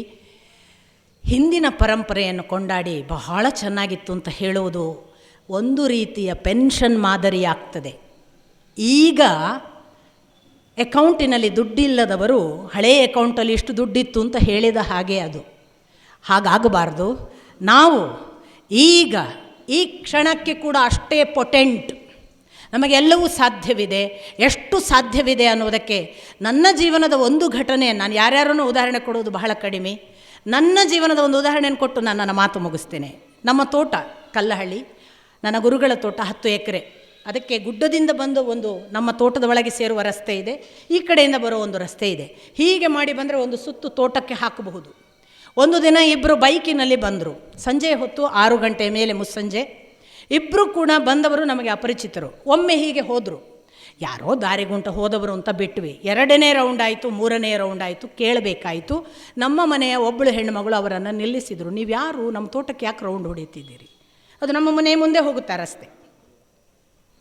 ಅವನು ಹೇಳಿದ, ಒಬ್ಬಳು ಹೆಣ್ಣುಮಗಳು ನಮ್ಮ ತೋಟದಲ್ಲಿ ಕೆಲಸ ಮಾಡುವವರ ಮಗಳನ್ನ ಹೆಸರನ್ನು ಹೇಳಿದ ಅವನು. ನಾನು ಅವಳನ್ನು ಪ್ರೀತಿಸ್ತೀನಿ, ಅದಕ್ಕೆ ಬಂದಿದ್ದೀನಿ ಅಂತ. ನಮ್ಮ ಮನೆಯ ಆ ಹೆಣ್ಣುಮಗಳು ಹೇಳಿದರು, ನೀವೇನೇ ಪ್ರೀತಿ ಮಾಡಿ ಹೊರಗೆ ಮಾಡ್ಕೊಳ್ಳಿ, ಇಲ್ಲಿ ತೋಟದಲ್ಲೆಲ್ಲ ಬೈಕ್ ತಿರುಗಿಸ್ಕೊಂಡು ನಿಮ್ಮ ಧಿಮಾಕು ತೋರಿಸೋದು ಸಲ್ಲ, ಇದೊಂದು ಆಶ್ರಮ, ಇದು ನೀವು ಮಾಡೋದು ಸರಿಯಲ್ಲ. ಅವನು ಜೋರು ಮಾತನಾಡಿದ. ಮಾತು ಜೋರಾಗಿ ನಾನು ಆಚೆಗಿದ್ದೆ. ನನ್ನನ್ನು ಕೂಡಲೇ ಕರೆದರು. ಇಷ್ಟು ಕರೆಯುವ ಹೊತ್ತಿಗಾಗಲೇ ನಮ್ಮ ಮನೆಯ ಒಬ್ಬ ಹುಡುಗ ಆ ಬೈಕಿನ ಕೀ ತೊಗೊಂಡ್ಬಿಟ್ಟಿದ್ದಾನೆ. ಅವರಿಬ್ಬರೇ ಇದ್ದಾರೆ, ಬೈಕಲ್ಲೇ ಕೂತಿದ್ದಾರೆ. ನಾನು ಬಂದಾಗ ನಾನು ಕೇಳಿದೆ ಏನು ಅಂತ. ಅವ್ನು ನನಗೂ ಇದೇ ವಿವರಣೆ ಕೊಟ್ಟ. ನಾನು ಒಂದೇ ಮಾತು ಹೇಳಿದೆ, ಒಂದು ಬಸ್ ಸ್ಟ್ಯಾಂಡಿನಲ್ಲಿ ಬಿಹೇವ್ ಮಾಡೋದು ಬೇರೆ, ಒಬ್ಬರ ತೋಟದಲ್ಲಿ ಬಿಹೇವ್ ಮಾಡೋದು ಬೇರೆ, ಒಂದು ಆಶ್ರಮದಲ್ಲಿ ಬಿಹೇವ್ ಮಾಡೋದು ಬೇರೆ. ನಿಮಗೆ ಈ ಎಚ್ಚರ ಇರಬೇಕು, ಒಟ್ಟಾರೆ ತಿರುಗಾಡಬೇಡಿ, ಹೋಗಿ ಅಂದೆ ಬಹಳ ಸೌಮ್ಯವಾಗಿ. ಅವನು ಕೂಡಲೇ ನನಗೆ ಹೇಳಿದ, ಬೈಕಿನ ಬೀಗದ ಕೈ ತೊಗೊಂಡಿದ್ದಾರೆ ಅಂತ. ಇಷ್ಟರಲ್ಲಿ ಒಂದು ಮಾಬ್ ಸೈಕಾಲಜಿ ಅಂತಿದೆ ನೋಡಿ. ನಮ್ಮ ಆಶ್ರಮದಲ್ಲಿ ಕೆಲವು ಹುಡುಗರಿದ್ದರು, ಒಂದಿಷ್ಟು ಲೇಬರ್ಗಳು, ಒಂದಿಷ್ಟು ಜನ ನಮ್ಮ ಆಶ್ರಮದ ಹುಡುಗರು ಎಲ್ಲರೂ ಸೇರಿ ಅವನನ್ನು ಬಿಡಬೇಡ್ರಿ, ಹಿಡಿದು ಕಟ್ಟಿ ಹಾಕಿ ಬಡೀರಿ ಅಂತ ಒಂದು ಥರ ಆವೇಶಕ್ಕೆ ಒಳಗಾದರು. ಆವೇಶ ಎಷ್ಟಿತ್ತು ಅಂದರೆ, ನನ್ನ ಮಾತು ಅಥವಾ ನಾನು ತಡೆಯುವ ಮೊದಲು ಅವರೆಲ್ಲ ನುಗ್ಗಿ ಆಯಿತು. ಅವನು ಇನ್ನೇನು ಇಷ್ಟು ಜನ ನನ್ನ ಬಲ ಎಡಬಕ್ಕದಲ್ಲಿ ನುಗ್ಗುತ್ತಿದ್ದಾರೆ, ಅವನು ತನ್ನ ಕಿಶೆಯಿಂದ ಚೂರಿ ತೆಗೆದ. ಆ ಚೂರಿ ಹೇಗೆ ಎತ್ತಿದ್ದಾನೆ ಅಂದರೆ, ಅವನು ಆ ಬೈಕಿನ ಹಿಂದಿದ್ದವನು ಈಗ ಯಾರಿಗಾರು ಹಾಕ್ತಾನೆ. ನಾನು ಬಹಳ ದೊಡ್ಡ ಧ್ವನಿಯಲ್ಲಿ, ನಾನು ಈಗ ಅದನ್ನು ಮೈಕಿನ ಮುಂದೆ ಮಾಡಲಾರೆ, ಯಾಕಂದರೆ ಅದು ಅಲ್ಲಿಂದ ಆಚೆಗೆ ಸಿಡಿದು ಹೋದಿತ್ತು. ಆ ಧ್ವನಿಯಲ್ಲಿ, ಏಯ್ ಹೊಡೆಯೋದಿದ್ದರೆ ಚೂರಿ ನನಗೆ ಮೊದಲು ಹಾಕು, ಆಮೇಲೆ ಉಳಿದವ್ರಿಗೆ ಹಾಕು ಮುಂದೋದೆ. ಅಷ್ಟೇ ನಾನು ಮಾಡಿದ್ದು. ತಕ್ಷಣ ಚೂರಿ ಹಿಂದೆ ತೊಗೊಂಡು, ಇಲ್ಲರಿ ನಿಮ್ಗೆ ಹಾಕೋದಲ್ರಿ, ಕ್ಷಮ ಇರಲಿ ಅಂತ ಕಿಶೆಗೆ ಹಾಕ್ಕೊಂಡ. ಇದು ಒಂದು ಘಟನೆ. ಆ ಬಳಿಕ ನಾವು ಪೊಲೀಸ್ ಕಂಪ್ಲೇಂಟ್ ಕೊಟ್ವಿ, ಅವರನ್ನು ಕರ್ಕೊಂಡು ಹೋದ್ರದ್ದು ಬೇರೆ ಭಾಗ.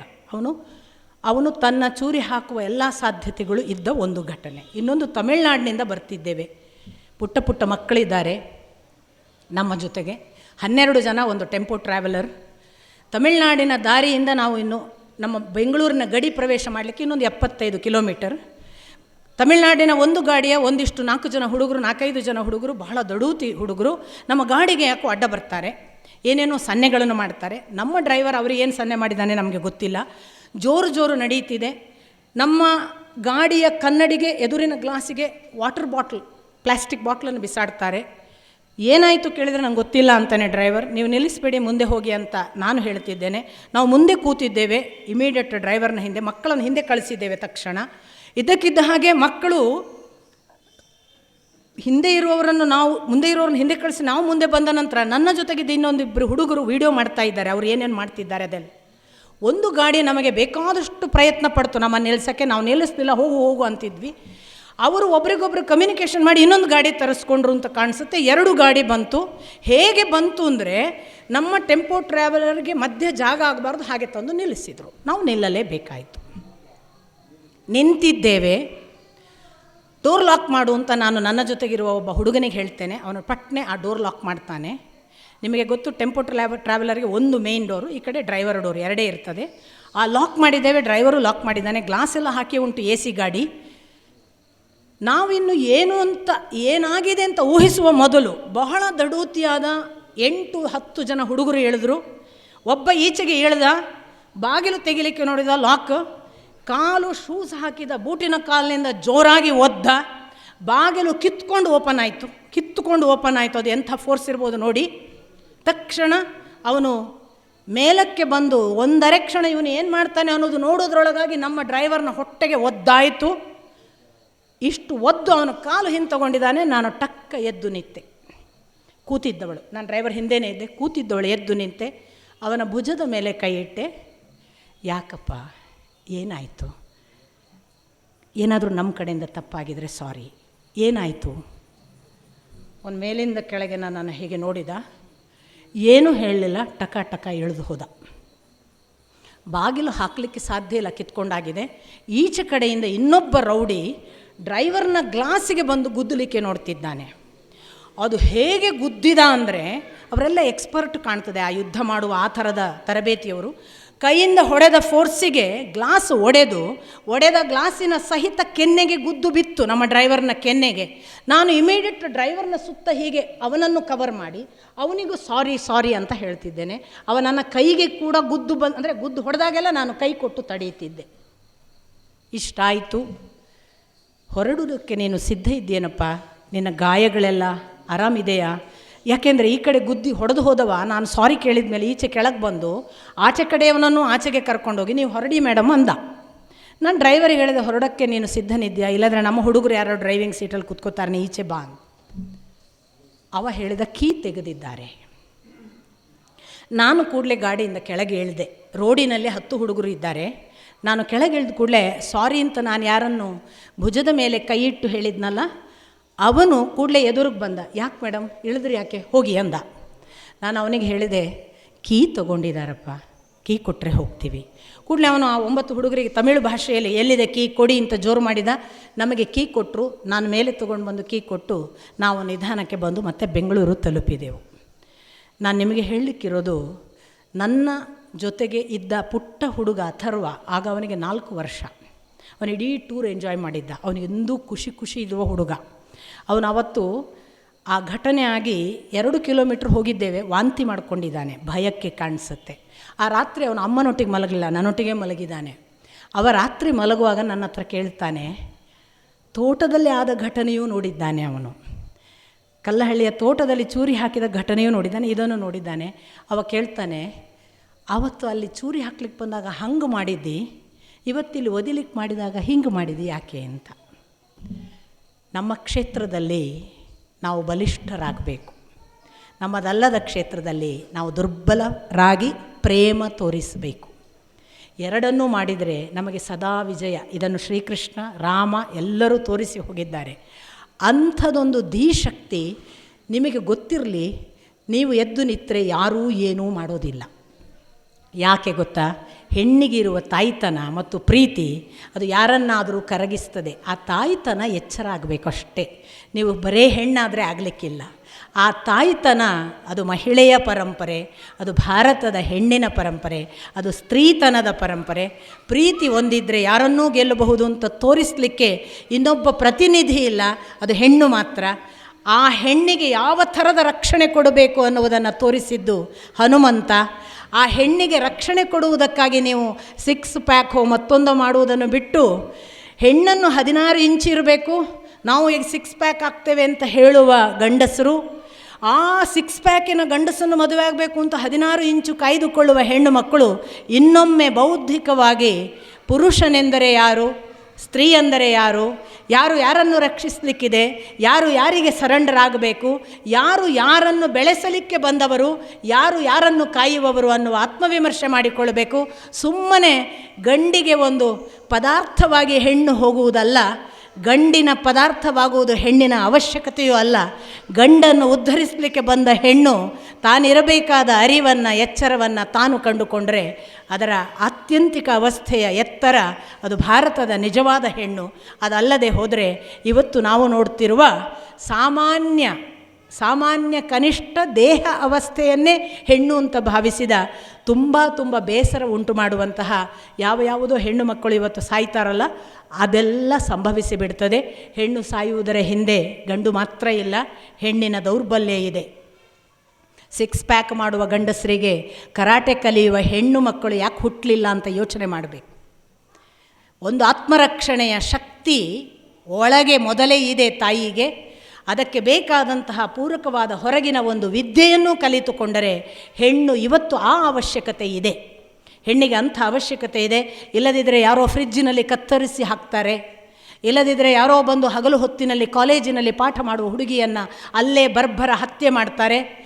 ನಿಮಗೆ ಗೊತ್ತೇ ಇಲ್ಲದ ಹಾಗೆ ನಿಮ್ಮ ಹೆಣ್ಣುಮಗಳನ್ನು ಎತ್ತುಕೊಂಡು ಹೋಗ್ತಾರೆ ಅಂತ ಯಾಕೆ ಆಗ್ತಿದೆ ಅಂದರೆ, ನಮಗೆ ಆತ್ಮಸ್ಥೈರ್ಯವನ್ನು ಬೆಳೆಸುವ, ನೀನು ಬರೇ ಒಂದು ಪ್ರದರ್ಶನದ ಗೊಂಬೆ ಅಲ್ಲ, ನಿನಗೆ ಏನಾದರೂ ತೊಂದರೆ ಆದರೆ ನೀನೇ ನಿವಾರಿಸಿಕೊಳ್ಳಬೇಕು ಅಂತ ಪುಟ್ಟ ಮಗು ಇರುವಾಗದಿಂದ ನಾವು ಪ್ರತಿ ತಂದೆ ತಾಯಿ ಹೇಳಿಕೊಡಬೇಕು.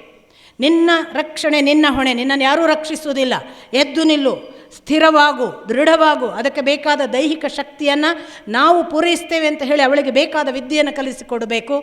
ಆಗ ಈ ಸಂಸ್ಕೃತಿಯಲ್ಲಿ ಅನ್ಯಾಯಗಳು, ನಾಶಗಳು, ಮೋಸಗಳು, ವಂಚನೆಗಳು ನಿಲ್ತವೆ. ಅಂಥದ್ದೊಂದು ಸ್ಥಿತಿ ಕೂಡ ಈ ಹಿಂದಿನ ಪರಂಪರೆಯ ಹೆಣ್ಮಕ್ಕಳನ್ನು ನೆನೆಯುವುದರಿಂದ ಬರಲಿ ಅಂತ ಪ್ರಾರ್ಥಿಸ್ತಾ ನನ್ನ ಮಾತನ್ನು ಇಷ್ಟು ಮಳೆಯ ಆರ್ಭಟ, ಮನೆಯ ಕೆಲಸ, ಅನೇಕ ಜವಾಬ್ದಾರಿ, ಹೊತ್ತಿನ ಒಂದು ಅವಸರ ಎಲ್ಲವನ್ನು ಮರೆತು ಕೂತು ಕೇಳಿದ ನಿಮ್ಮೆಲ್ಲರ ಪದತಲಕ್ಕರ್ಪಿಸಿ ಭಗವಂತನಾದ ಶ್ರೀರಾಮಚಂದ್ರ ಮತ್ತು ಹನುಮಂತರು ನಮ್ಮನ್ನು ಸೀತೆಯಂತೆ ರಕ್ಷಿಸಲಿ ಅಂತ ಮತ್ತೊಮ್ಮೆ ಪ್ರಾರ್ಥಿಸ್ತಾ ನನ್ನ ಮಾತನ್ನು ಮುಗಿಸ್ತೀನಿ. ಎಲ್ಲರಿಗೂ ವಂದನೆಗಳು.